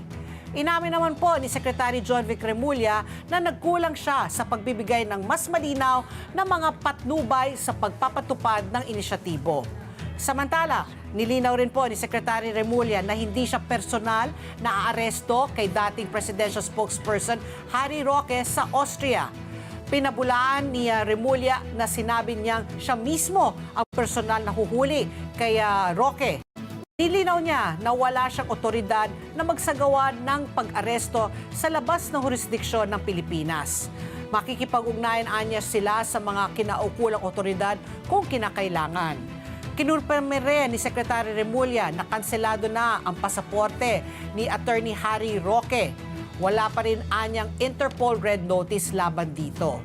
Pinaghahanap si Roque dahil po sa kasong qualified human trafficking na sinampa kaugnay po ng isang Philippine offshore gaming operator hub dyan po sa Pampanga. At ang oras muli, alas 9:13 na po ng umaga. At kasama na po natin sa linya si Attorney Joseph Noel Estrada. Siya po ang Managing Director po ng Coordinating Council of Private Educational Associations o ang Cocopea. Magandang umaga po, Attorney Estrada, and welcome back po sa ASPN. Good morning, Attorney. Magandang umaga po sa inyo, Pat and Rick, at sa inyong mga taga-subaybay at taga-panood. Okay, Attorney Joseph, unfortunately, no, because of this Middle East crisis, even the education sector has been hit. And I think there are some relief measures, reforms na ibibigay ng ating gobyerno sa inyo, sa mga private schools. So right now, no, currently, what challenges, ano yung mga hamon po na hinaharap po ng ating mga private schools po dahil po dito sa krisis sa Middle East? Well, katulad din ng mga ibang sektor, ano, ang ating po mga pampribadong paaralan ay nakakaranas din ng mga problema, no, dulot nga ng pagtaas ng langis at pagtaas ng mga bilihin. So actually, yung mga administrative relief na aming mga hinihiling, hindi po ito diretso dun sa eskwelahan. Ito is more on the relief of our para po sa ating mga estudyante at mga empleyado para mabawasan yung kanilang gastos, no, sa pagpunta sa school, no. So andun pa po kami ngayon sa ganyang level. Wala pa po kami dun sa part na siguro na kailangan humingi na talaga ng tulong, no, Pinansyal. pang-pinansyal sa Oo. mga eskwelahan. Siyempre dun muna tayo sa ating mga stakeholders. Opo. Oo. So so far no, the Middle East crisis has been ongoing since February 28, so we're on the 6th week na po. Pinapatupad niyo na po ba itong blended learning niyo po? And how is the outcome naman po? Meron na bang improvement? Kasi syempre nung pandemya, talagang people were caught unaware, no? Hindi po tayo handa yung infrastructure natin, mga wifi. Pero ngayon po ba masasabi ho ba natin medyo may success rate na, mas effective na po ngayon ang blended learning? Tama po kayo na mas kung titingnan natin yung kahandaan, mas handa po tayo ngayon, no? Kasi nagkaroon naman tayo noon ng mga online and hybrid learning platforms, no? So ang mga private schools natin may kakayanan po 'yan, no? Mas kung ang pag-usapan natin ay mas handa ba tayo ngayon, mas handa po tayo. Ngayon may mga schools po na nagsimula na magkaroon po sila ng mga online classes, lalo na po dun sa mga kolehiyo. Kasi karamihan ng mga, pero sa ngayon kasi hindi pa natin talaga makikita yung kung tayo ay fully prepared. Yeah. Kasi patapos na yung yung school year, tsaka year. yung di ba karamihan graduation na po ngayon, Oo. lalo na sa basic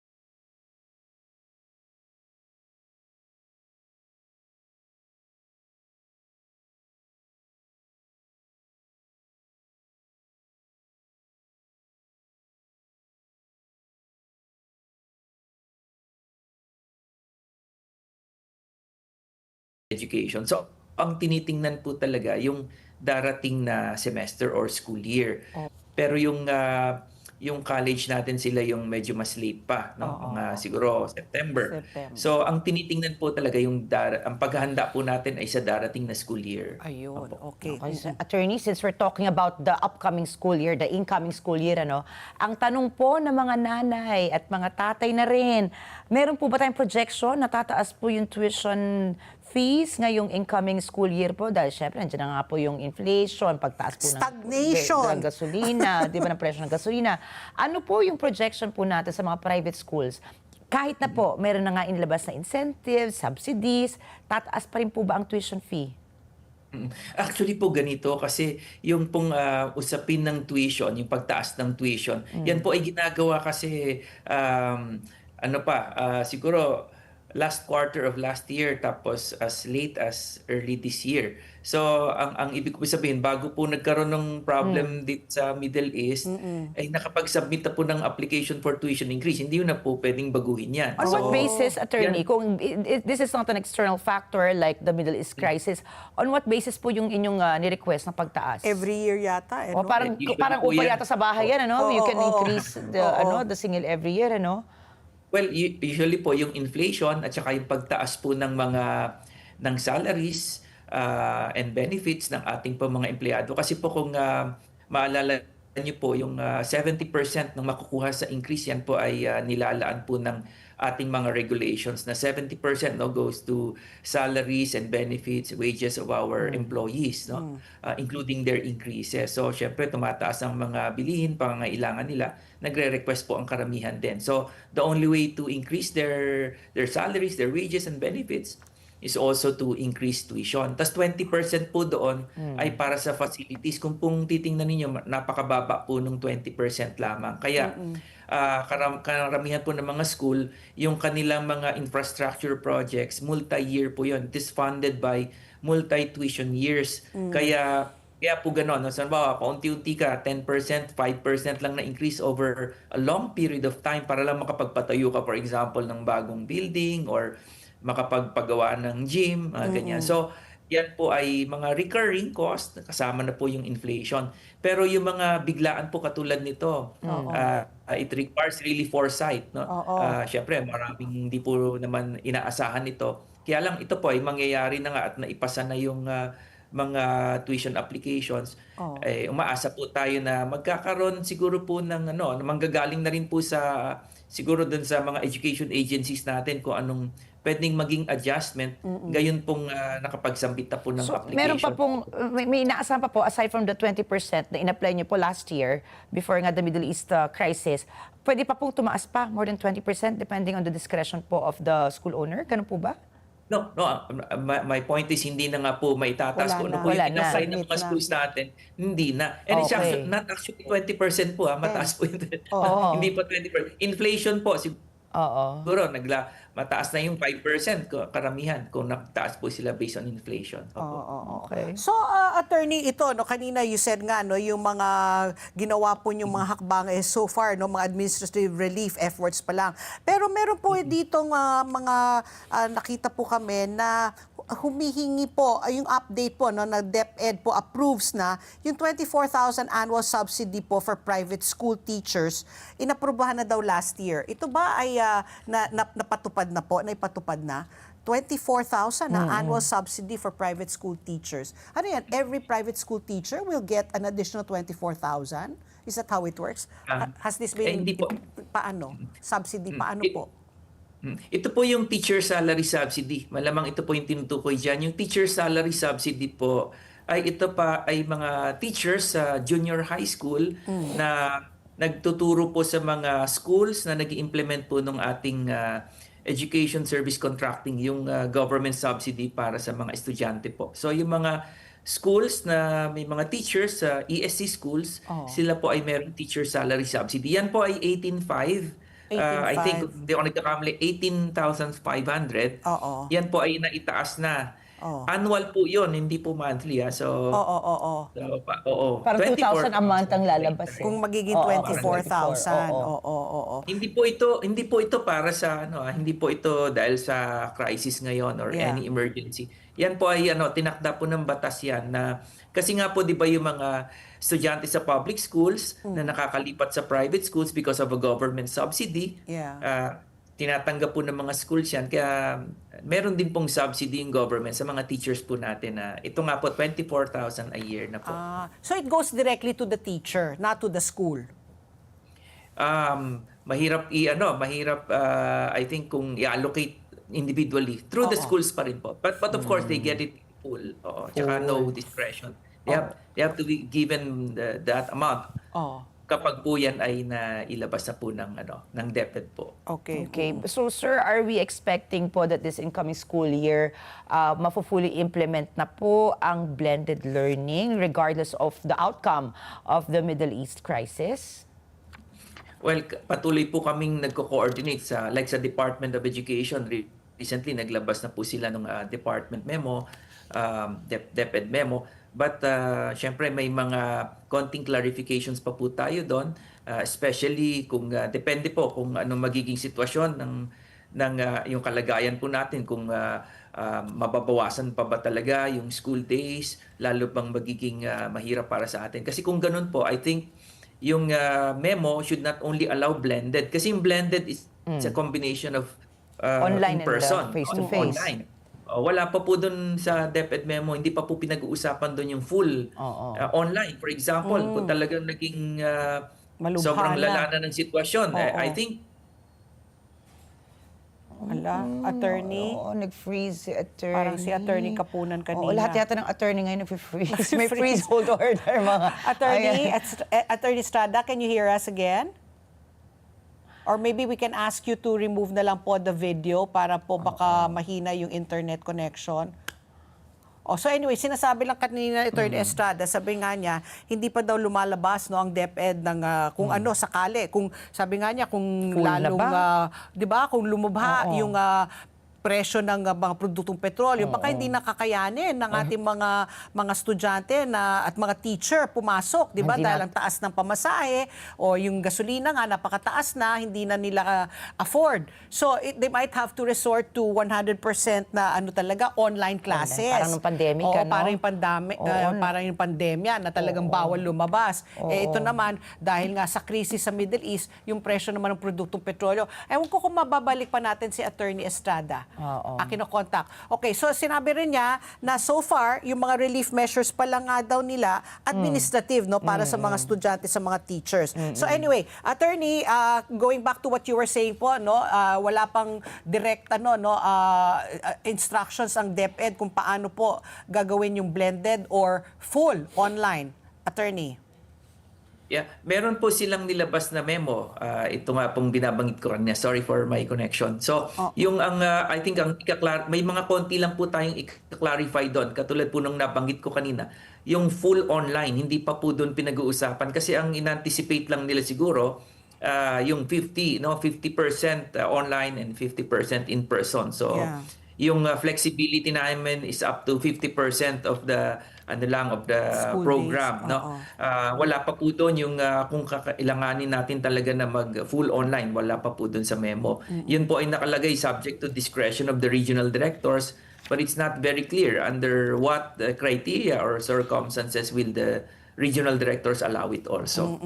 So ito, Attorney, kanina nga sabi nyo nga, no, wala pa tayong, kumbaga hindi pa talaga natin na pag-uusapan eksakto kung patuloy lumabha itong ating krisis. Pero meron pong mga panukala po itong Department of Education na may mga existing tax incentives naman po that can help the schools, no, and the learners' families manage the rising expenses. Like tax breaks pertain to income tax exemption for non-profit schools, a 10% income tax rate for privately owned schools, and exemption from 12% VAT on tuition and educational services subject to existing conditions. Is this something that you will look into for this coming school year? Kasi too late na, no, to implement this.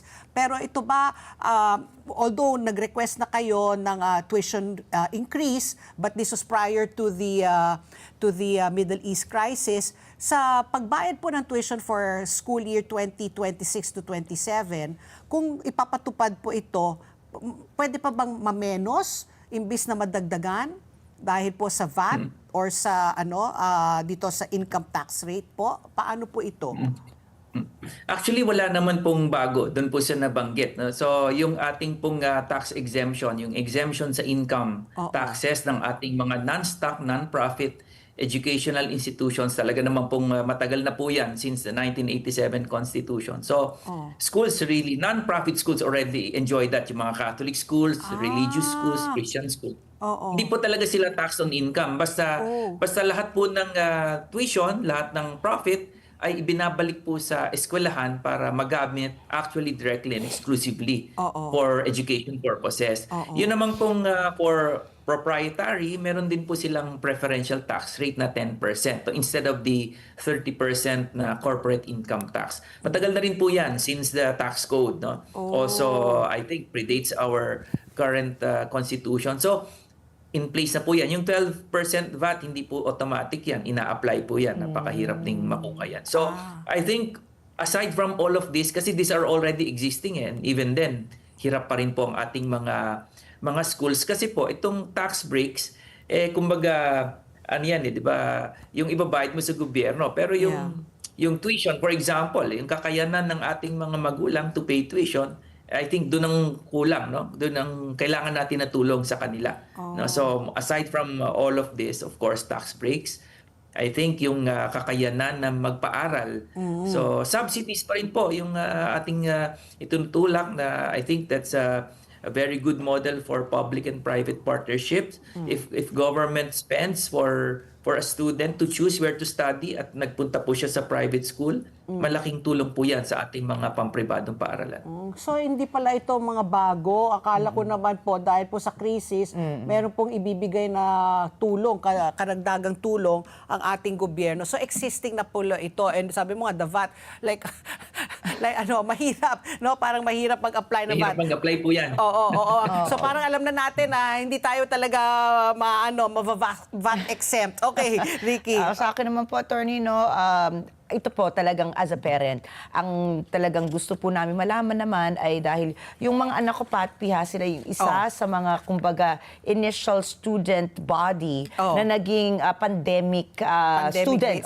Diba? So bilang po ako naman, naging aktibo rin po ako sa Parents Teachers Association ng kanyang paaralan. So nakita po namin, pinag-aralan po namin yung datos ng World Health Organization na talaga bumaba po yung learning quality post-pandemic. Kumbaga, nagkaroon po ng datos ukol dito, no? So now po that we are trying, maybe, most likely, that we will go back to blended learning nga po, di ba? Whatever happens, I think we are in that direction now, given po sa nangyayari ngayon. What is, attorney, the pedagogy of the learning teaching models po of every school?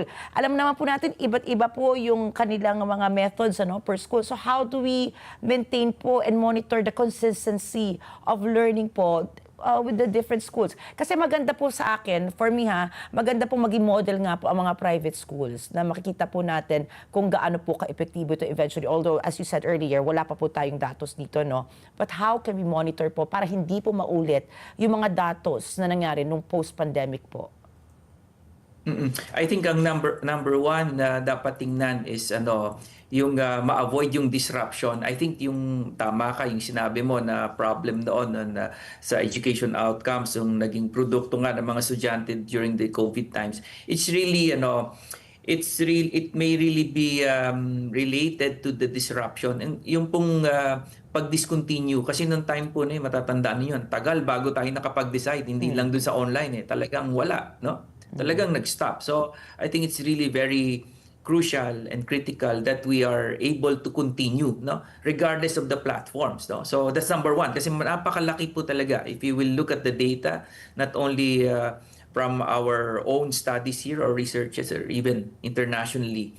You will see na malaking bagay po when you delay yung education. If you delay it for half a year, that's already equivalent to 1 year of lost learning, and also income opportunities. So I think the challenge now, kaya po pinaghahandaan nating lahat, kasama na rin po ang Department of Education and CHED, para masigurado po na hindi po mahihinto yung pag-aaral. At meron tayong platform, whether it's blended, whether it's full online or hybrid, dapat po makapagpatuloy ang mga eskwelahan. Now, yung pong how effective it will be, sometimes it really depends on their school communities, no.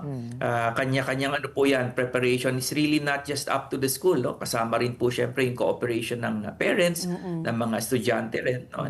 And how they can also cope with all of these requirements when they are given, no, asynchronous or off-campus, no? So, pero bago po tayo dumating doon, I think kailangan ayusin muna natin yung platform. Saan ba tayo pwedeng makapag-prepare habang naghahanda rin tayo, no, sa itong lumalalang krisis sa Middle East. Okay, nako, sige, Attorney Joseph, and yun na nga, we're all hopeful, no, that this crisis will end soon kasi talagang lahat apektado na, no? Education sector, transport sector, tourism sector. Every day nagbabalita kami parang palala ng palala at talagang dapang-dapa na ang karamihan po ng ating mga mamamayan. Kaya maraming salamat po, Attorney Joseph Noel Estrada, para sa inyong panahon. Thank you very much. Thank you, sir.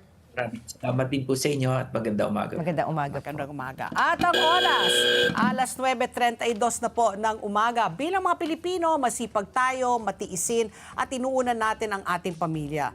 Ngunit sa dami po ng ating responsibilidad, madalas nakakalimutan natin alagaan ang ating sariling kalusugan.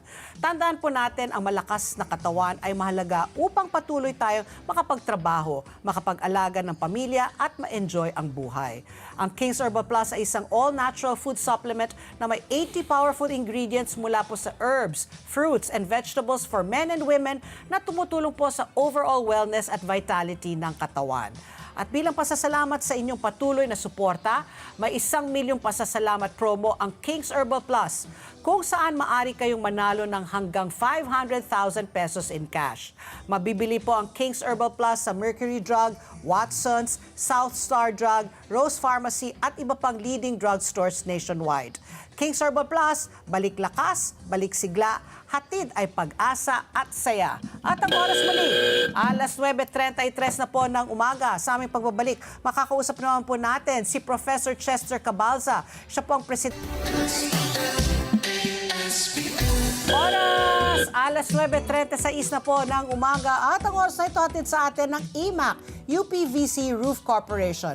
Absolutely rust-free. IMAC.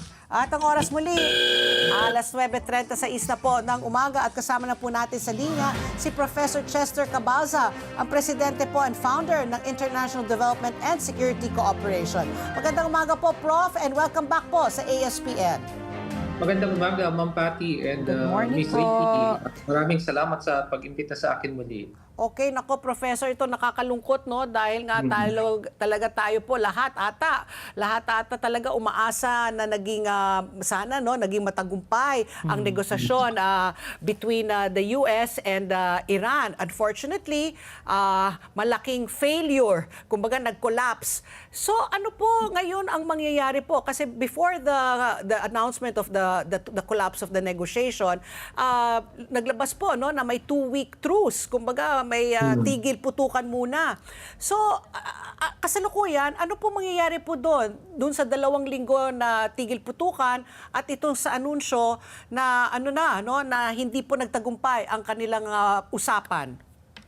Tama po kayo dun, Miss Pat, no? Hindi nagtagumpay yung 2 weeks pause or yung pansamantalang tigil putukan ng Iran at ng US, no? Dahil dito, inaasahan natin na may blockade na mangyayari na mula sa US doon sa Strait of Hormuz kung saan yun yung pinakasentro ng digmaan ngayon. At dahil dito, mas tataas pa yung mga presyo ng langis at magkakaroon ng impact doon sa day-to-day lives ng mga tao. No? Kaya ng nabanggit kanina, no, hindi lang sa edukasyon, kundi sa real estate, pati sa tourism, at dahil dyan tataas din yung mga presyo ng mga bilihin. So ano yung implikasyon ngayon ng collapse ng 2-week ceasefire? No? Unang-una, hindi nagkaintindihan ang US at ang Iran pagdating doon sa nuclear project ng Iran, no? Ayaw talaga ng US at sinasabi naman ng Iran na hindi naman yun ang dahilan at wala kaming ganito. Pero of course yun yung sinasabi ng US na meron. Pangalawa, yung soberenya ng Iran na kanilang pinagtatanggol ay mukhang mahirapan pa yung US para pagbigyan dahil hinihiling na kondisyones ng Iran sa kanila ay lumikas or umalis yung mga US bases doon sa Middle East, no? Pero mukhang hindi mangyayari yun, no? Kung titingnan natin ang kasaysayan ng Iran, no, malalaking mga bansa katulad ng Russia at ng Britain ay sinubukang sakupin yung kanilang bayan. Pero nakita natin na sa pagkakataon nito, yung US na isa sa superpower na tinatawag natin ay mukhang may hirapan din, no? So makita natin na nandun yung rebellion, yung resistance. But on the part of the US, sinasabi naman nila na napagtagumpayan na nila yung kanilang misyon sa Iran dahil napataob na nila yung mga dating leaders nila at may mga bago na pangulo, no? Pero of course, no, ang implikasyon nito yung image and stature ni US, no, pagdating sa Middle East at sa buong mundo. Dahil kung titingnan natin yung kasaysayan ng US interference dun sa Middle East, mukhang hindi sila nagtatagumpay, no? Halimbawa na lamang yung Afghanistan, 20 years sila doon at tumikas din sila pagkatapos. So parang ganun din yung nakikita nating pangyayari o mangyayari pa dito sa Iran. Okay. Ay, ito nga, Prof, sabihin po ni Pangulong Trump, I don't care if Iran goes back to the table. Ibig po sabihin talagang dead man naman siya. Sabi naman ni Iran, di ba hindi kami susuko, di ba? Historically po ba, gumagana po yung ganitong taktika po ng ibang bansa, like you said, di ba? There were other countries aside from the US that tried to conquer Iran, ano? Ito po mga pananakop na to, like including economic strangulation po. Gumana na po ba to sa Iran? Did Donald Trump actually make a misstep po? This dangerous maneuver? Kasi po, umaasa nga po na this was gonna be the first step supposedly to peace, ano? Pero mukha pong first step po to talagang direct Iran-US conflict, ano? Historically, has this worked? What could work to find for Iran po? Right, oo. Ang ganda ng mga katanungan po, no. Unang-una, tingnan natin yung military capability ng dalawang bansa, no. Pagdating sa defense naman talaga, si US, no, yung may pinakamalakas sa buong mundo. But that doesn't mean na kapag malakas yung pwersa mo, ay yun yung way mo para masakop, no, o masubdue mo yung isang bansa, no. Halimbawa na lamang yung Iran, no, na nakita natin sa kasaysayan nila na walang nakakatibag, no, walang conquer sa kanila, no. And ang maaaring gawin ng US diyan is to withdraw from Iran and from the Middle East, kasi ang isang bansa rin na nagtulak sa kanila para gawin yung pagbobomba sa Iran ay yung Israel, Israel, no. oo. Yeah, Israel, it was Israel's idea kung bakit napasapak din yung US diyan, no. Dahil may mga hidwaan din yung Israel at ang Iran, no. But technically napasubo na, in other words, yung US, no. Nandiyan na sila, no. Yun yung sinasabi ng mga ibang nag-analyze din na easy entry but hard exit, no. Hirapan sila dun sa exit nila, and mukhang embarrassing yung magiging exit na nakikita natin dito dahil nga hindi nila kayang sakupin yung Iran. Secondly, may nagsasabi rin na dalawa yung perspektibo ng economic divergence na nakita natin dito sa tactic ni Trump, no, pagdating sa Iran. Unang-una, makita natin na maaring nakikita ng karamihan yung failure, no, kasi nga may stoppage, may blockade tayong nakikita. So on the part of anyone, no, nakita natin na parang demerit ito sa US, no. But if you try to look at the bigger picture of it, no, kasi negosyante, businessman kasi si Trump, no. Pwedeng nakita niya itong negative impact na ito. Pero kung mapansin niyo, na-redraw niya yung oil map, no. Unang-una, naging successful siya dun sa Venezuela. Tapos yung kanyang pagkuha sa Canada at saka sa Greenland, no. Mukhang yung Western Hemisphere, yung Amerika, mukhang kuha niya. Tapos yung Middle East, mukhang alam niya mahihirapan siya dito. So mas focus siya ngayon. Merong tinatawag ngayon, next month may paper akong i-discuss sa mga community scholars sa Malaysia. Ang tinatawag ko dito yung offshore balancing ng Amerika sa buong mundo, no. Ibig sabihin, yung US, pinag-iisipan na nila ngayon yung strategiya kung saan pinapalakas nila yung mga kaalyansa nila para hindi na sila yung mismo ang mamuno doon sa ano na yan, no, sa deterrence na yan, no. Kasi alam nila nauubos na din yung kanilang resources, yung kanilang kayamanan, at saka may problema rin sila sa domestic politics nila kasi magmi-midterm elections, no. Tapos hindi pa nila alam kung sino ang papalit kay Trump pagkatapos, no. Yeah. So meron silang problema talaga doon sa bansa rin nila. So, ang offshore balancing, sinasabi nito na palakasin na lang natin itong mga kaalyado natin, hayaan natin sila yung gumastos, at tingnan na lang natin yung ating pansariling problema sa ating ekonomiya at politika. Mangingialam na lamang si US kapag nagkaroon na ng mas malaking problema, halimbawa dito sa rehiyon natin, no, dito sa Indo-Pacific. Kung nakikita nila na responsable si China at malalakas yung mga kaalyado na nila, halimbawa na si Japan, no, at pinapalakas na nila si Pilipinas, no, at hindi naman nagiging irresponsible si China, kaya lang. Pero kapag naging irresponsible si China, doon sila maghihimasok, no. Ganun nakikita kong sitwasyon. Kasi ginawa na nila ito sa Europe, eh. Lumikas na sila dun sa Ukraine, no. Hindi na nila masyado sinusuportahan nito. Hinayaan na nila yung mga European countries, yung NATO countries na sila na ang tumutok sa sarili nilang seguridad, no. So dahil naubos na yung kanilang resources, no. Same as true as what is happening in the Middle East and what will happen in the Indo-Pacific, no. Dito sa Middle East, ito yung experiment ground nila kung kailangan na ba natin mag-offshore balancing, no? Kasi definitely, kaya nga kung tignan yung mga rhetorics ni Trump, no, 'di ba, yung sabi kanina ninyo, Mr. Ricky, no, na I don't want to sit down at the table, 'di ba? Yun yung defense mechanism niya na kasi Deflection alam ba niya, yan? Oo. that's the point, no? Defense mechanism niya yan to for his graceful exit, no? Kasi alam niya mahihirapan din siya Nako. technically doon.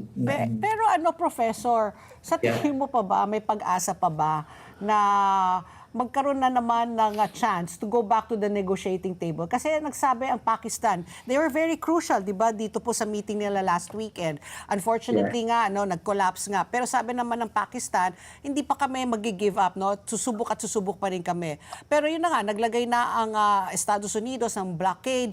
Tapos ngayon, sinasabi nila, kiniklear down nila yung mga sea mines para freely, no, makakapagbiyahe ang mga barko, basta hindi galing sa Iran.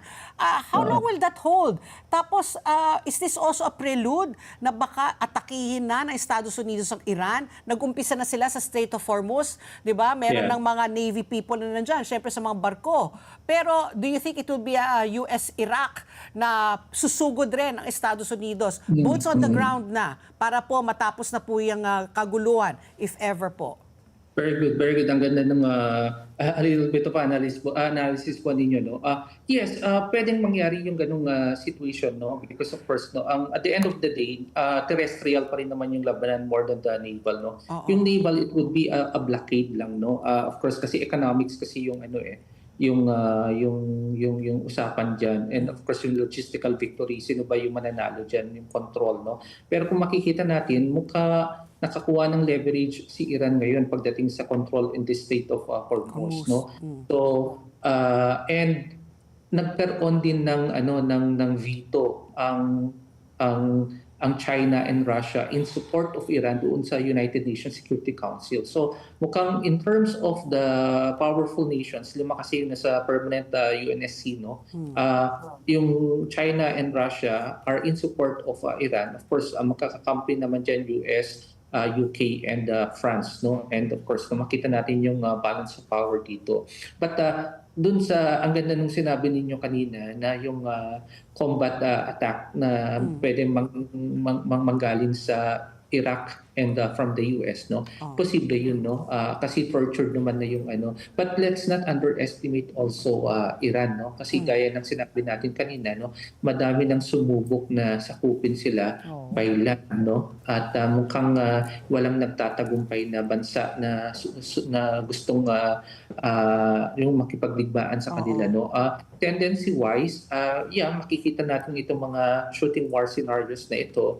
But until such a time, I think it will still boil down to diplomacy. Kasi Pakistan is trying to to stand as the mediator, no. Tapos ultimately, dahil ang nakikita ko kasi dito kapag tumagal pa itong energy crisis na ito, magiging top UN discussions na ito, no. Mangingialam na yung buong mundo, no. Kasi unang-una, kung tignan nyo ang stand ng Pilipinas, no, kaalyado tayo ng US, pero naging neutral tayo. We were able to successfully get a bilateral nod coming from Iran, no. Ang nakipagdiplomasya tayo, pinayagan tayo ng safe passage. Yun naman yung nakita nila, no, naging friendly sila sa atin, no. So this time around, ang nakikita natin dito, nagkakaroon ng remapping of alliances, no? Which I think it happens especially during major wars that we are seeing right now.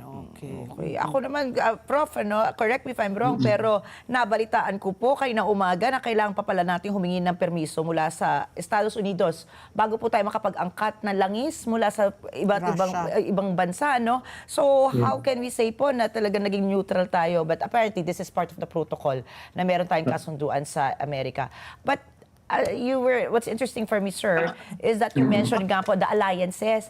May alliance pa po ba na meron ang Estados Unidos? Kasi po, NATO refuses to get involved. The EU refuses to get involved except for like 2 countries, ano? So, itong si Tatay Trump na, nagtatampo na, parang mag-isa lang daw siya sa gera na to. So, given po this scenario and this data, What is a realistic po na 30-day projection po? Magkakaroon pa ba ng eskalasyon? Parang sa akin po parang patay na po yung diplomasya negosasyon eh. Kasi nga, like you said, US is trying to find a way for a graceful exit, but it doesn't have allies. So ano po sa inyong ekspertong pananaw ang pwede po nating maasahan within the next 30 days? Alam niyo po, yung kapag may digmaan, nagkakaroon din ng evolution in terms of the alliances. No? Nung una, pinayagan tayo ng Amerika na makipag-negosasyon sa Iran. No?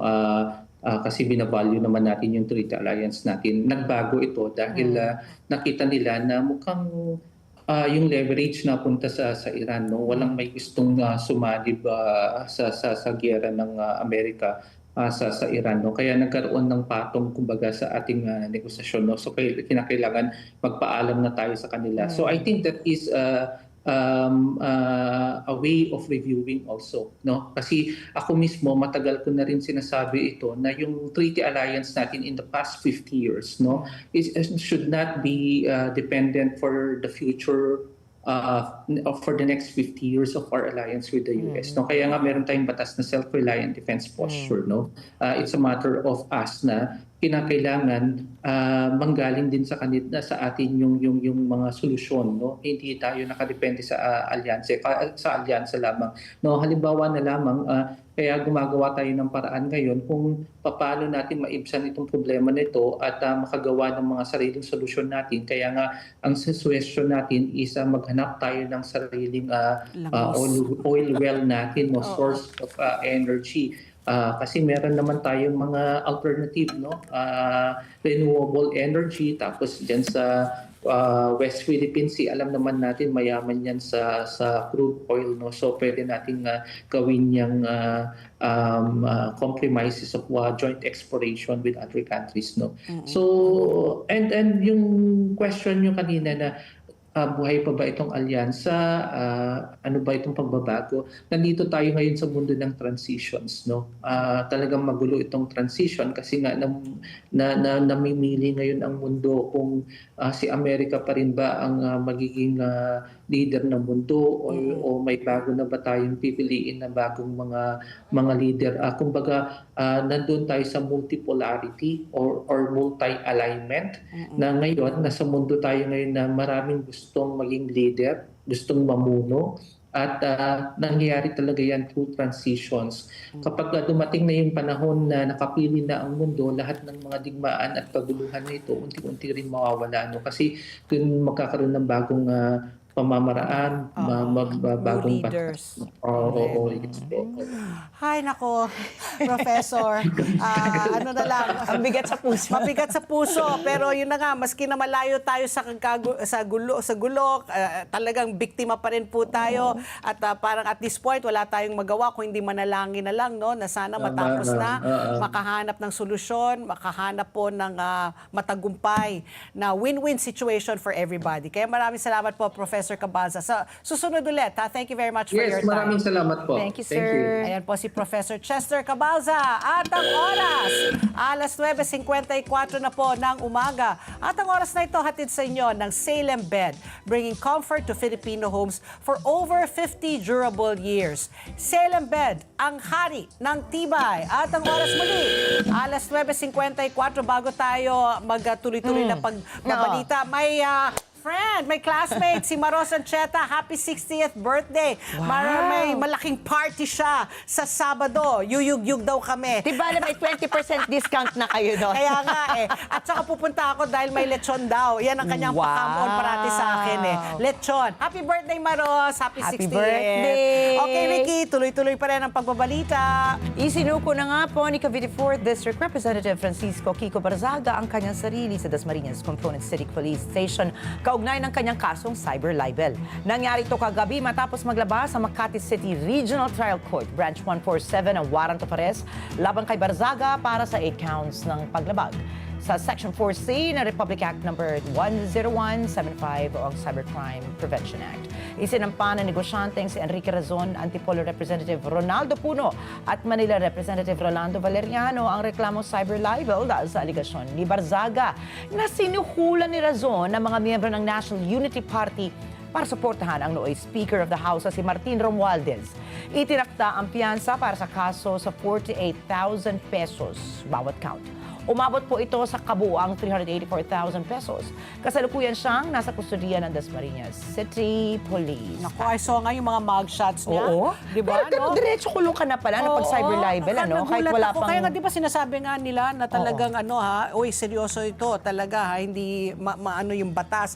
Kaya tingnan natin kung ilang araw kaya siya mananatili doon. Nakakapiyansa na siya ngayon. Nakapiyansa na siya. Oo, pero, nakalabas na siya. bakit na yung... Nakalabas na siya. Nakalabas na siya. Pero di ba, Nakapagpiyansa siya that kagabi is din. so degrading. Tapos may mugshot ka, no? May mugshot ka. Kapitapidagan ka. Oo, na kongresista. Oo. Tapos naka-shorts, naka-t-shirt. Tapos, akala ko nga, pinadala sa akin ni, ni Arnold Clavio. Oo. Sabi ko, AI kaya ito? Tapos Oo. binasa ko, ay, sabi Siya ko, talaga. totoo pala. Pero ganun pala talaga katindi ang cyber libel, ano? Kahit Oo. hindi ka pa napapatunayan or you're not yet convicted. Talaga may mugshot ka May na, mugshot no? Alam na. kaya ni Kiko yun nung nagpunta siya doon. Kung ako sa kanya, dapat lesson learned na ito, di ba? 348,000 ang binayaran niya. Hindi lang sa kanya, sa lahat po dyan na Oo. mahilig pong manira, Correct, puri ng mga sa ating tao. kapwa. Correct. Dahil Kaya bored yung mga lang, ano? purveyors ng fake news, Oo, maghanda na kayo. naku na. Okay, Yan ito na. naman po ang ating showbiz pasilip, Alfred Vargas at ang kanyang asawa na si Yasmin nagsampa po ng reklamo laban sa mga magulang na umano'y nambubuli. Naku, ito naman cyberbullying sa kanilang anak. Ayon sa mag-asawa, ang kanilang anak ay nakaranas umano ng pambubuli at pang-aabuso habang nasa swimming training. So hindi cyber, talagang bullying ito. Sa kanilang reklamo, iginiit po ng mag-asawa na nilabag umano ng kabilang panig ang Special Protection of Children Against Abuse, Exploitation, and Discrimination Act. Bukod dito, sinabi rin po nilang nabigo ang mga magulang ng batang sangkot sa kanilang legal na tungkulin sa ilalim po ng Family Code na gabayan at disiplinahin ang kanilang anak. Sa isang social media post, ibinahagi po ni Alfred na ilang beses na silang lumapit sa mga magulang ng bata upang maayos ang issue. Oo. Dagdag pa ng aktor, nagkaroon na umano sila ng mga effort, reminders, and appeals upang mapatigil ang insidente. Ngunit hindi ito umano pinansin ng kabilang panig. At dahil dito, napilitan na silang dumulog sa illegal na proseso upang hindi na lumala pa ang sitwasyon at upang maprotektahan ang kanilang anak at maging ang iba pang batang maaring makaranas ng kaparehong pangyayari. Sa ngayon po, wala pang opisyal na pahayag mula sa panig ng mga inirereklamo. Patuloy naman po ang paalala ng mag-asawa na seryoso ang epekto ng bullying sa mga bata. Kaya't mahalagang maging responsable ang mga magulang at agad itong tugunan. Ako, yan ang mahirap, lalo na pag mga anak mo na yung mga naging biktima. Ay ako, makakapatay ako ng tao. Di ba? Pati nabasa ko rin sa pinala nila, may component na ng cyberbullying. Kasi yung nanay apparently ng bata, nagpo-post na pala ng mga defamatory laban sa kanila. So halo-halo yan. Naku, Oo. mag-ingat po tayo. Talaga, Nasa huli naku. po parati ang pagsisisi. Di ba, madaling nga mag-akusa, madaling mambuli, pero pag sampahan ka na ng kaso, tingnan natin talaga kung meron yung kang tapang mo. talagang Ang daming bully ngayon, Patri, talaga. I know. Walang pinipili. Oras, alas 9:59 na po. Ito po ang ating ASPN, ang sabayan ng pinusuan natin. Sapat ba ang bawal na bastos law o kailangan pa itong higpitan? Bakit? Ito po ang ating inyong mga comments. Sabi po ni Nicole Comines, unahin muna na ipabatid at ipaunawa ng mabuti ang batas bago ito higpitan pa. Sabi naman ito, suki natin si Jethro Japet. Dapat paigtingin ang implementation para magkaroon lalo ng ngipin ng batas na ito. Dahil sadly, madaming batas ang taken for granted ng karamihan. Sabi nga ni Attorney Kapunan, values, education, di ba? Tsaka Pambabasto nagsisimula sa at sa mga home. bahay. Kailangan pa Sa magturuin na sa bahay. inyo, no? Di ba? No catcalling. Wala yung nagsasabi, uy, ang ganda mo, ang laki ng ano mo, ay, naharap mo. Ang laki ng batang to. Oh, laking batang to. Okay, bago to. tayo mag-goodbye, happy birthday po kay Attorney Herna Solano po ng New Era University. At yun na nga sa aking kaklase na si Maros Are you excited for your party? I'm excited. I'm excited to eat. Oh, hindi ka pwedeng puyat. Maaga tayo sa linggo. Oo nga, di bale, yung mga matatanda senior citizen, alas 10 tapos na yung party na Ay, mga late na yun, ha? Dapat alas 9 tulog ka ng papi. Dahil susunduin kita. Naku, oh my madaling gosh. araw. Okay. Alam mo naman. O, Ricky. But no goodbyes, Patty. Only see you later. Okay. At dito po sa ASPN, mahalagang inyong palagay, mahalagang bahagi yan ang paghahanap natin sa katotohanan.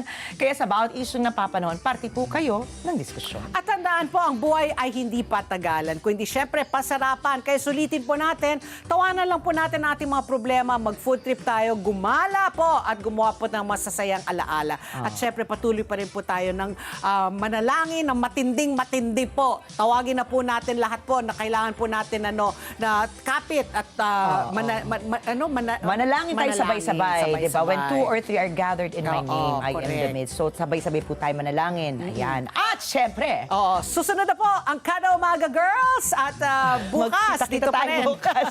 sa ASPN. sa palagay nyo, mamaya po, alas 9:30 ng gabi, mata ng Agla International News, subaybayan natin ang nangyayari sa ating mundo. Dito lang sa Nature 5. Happy Tuesday! Happy Tuesday! Aba, bukas, sweldo na! See you Yeah! tomorrow! Kapit! Kapit! Kapit! Kapit!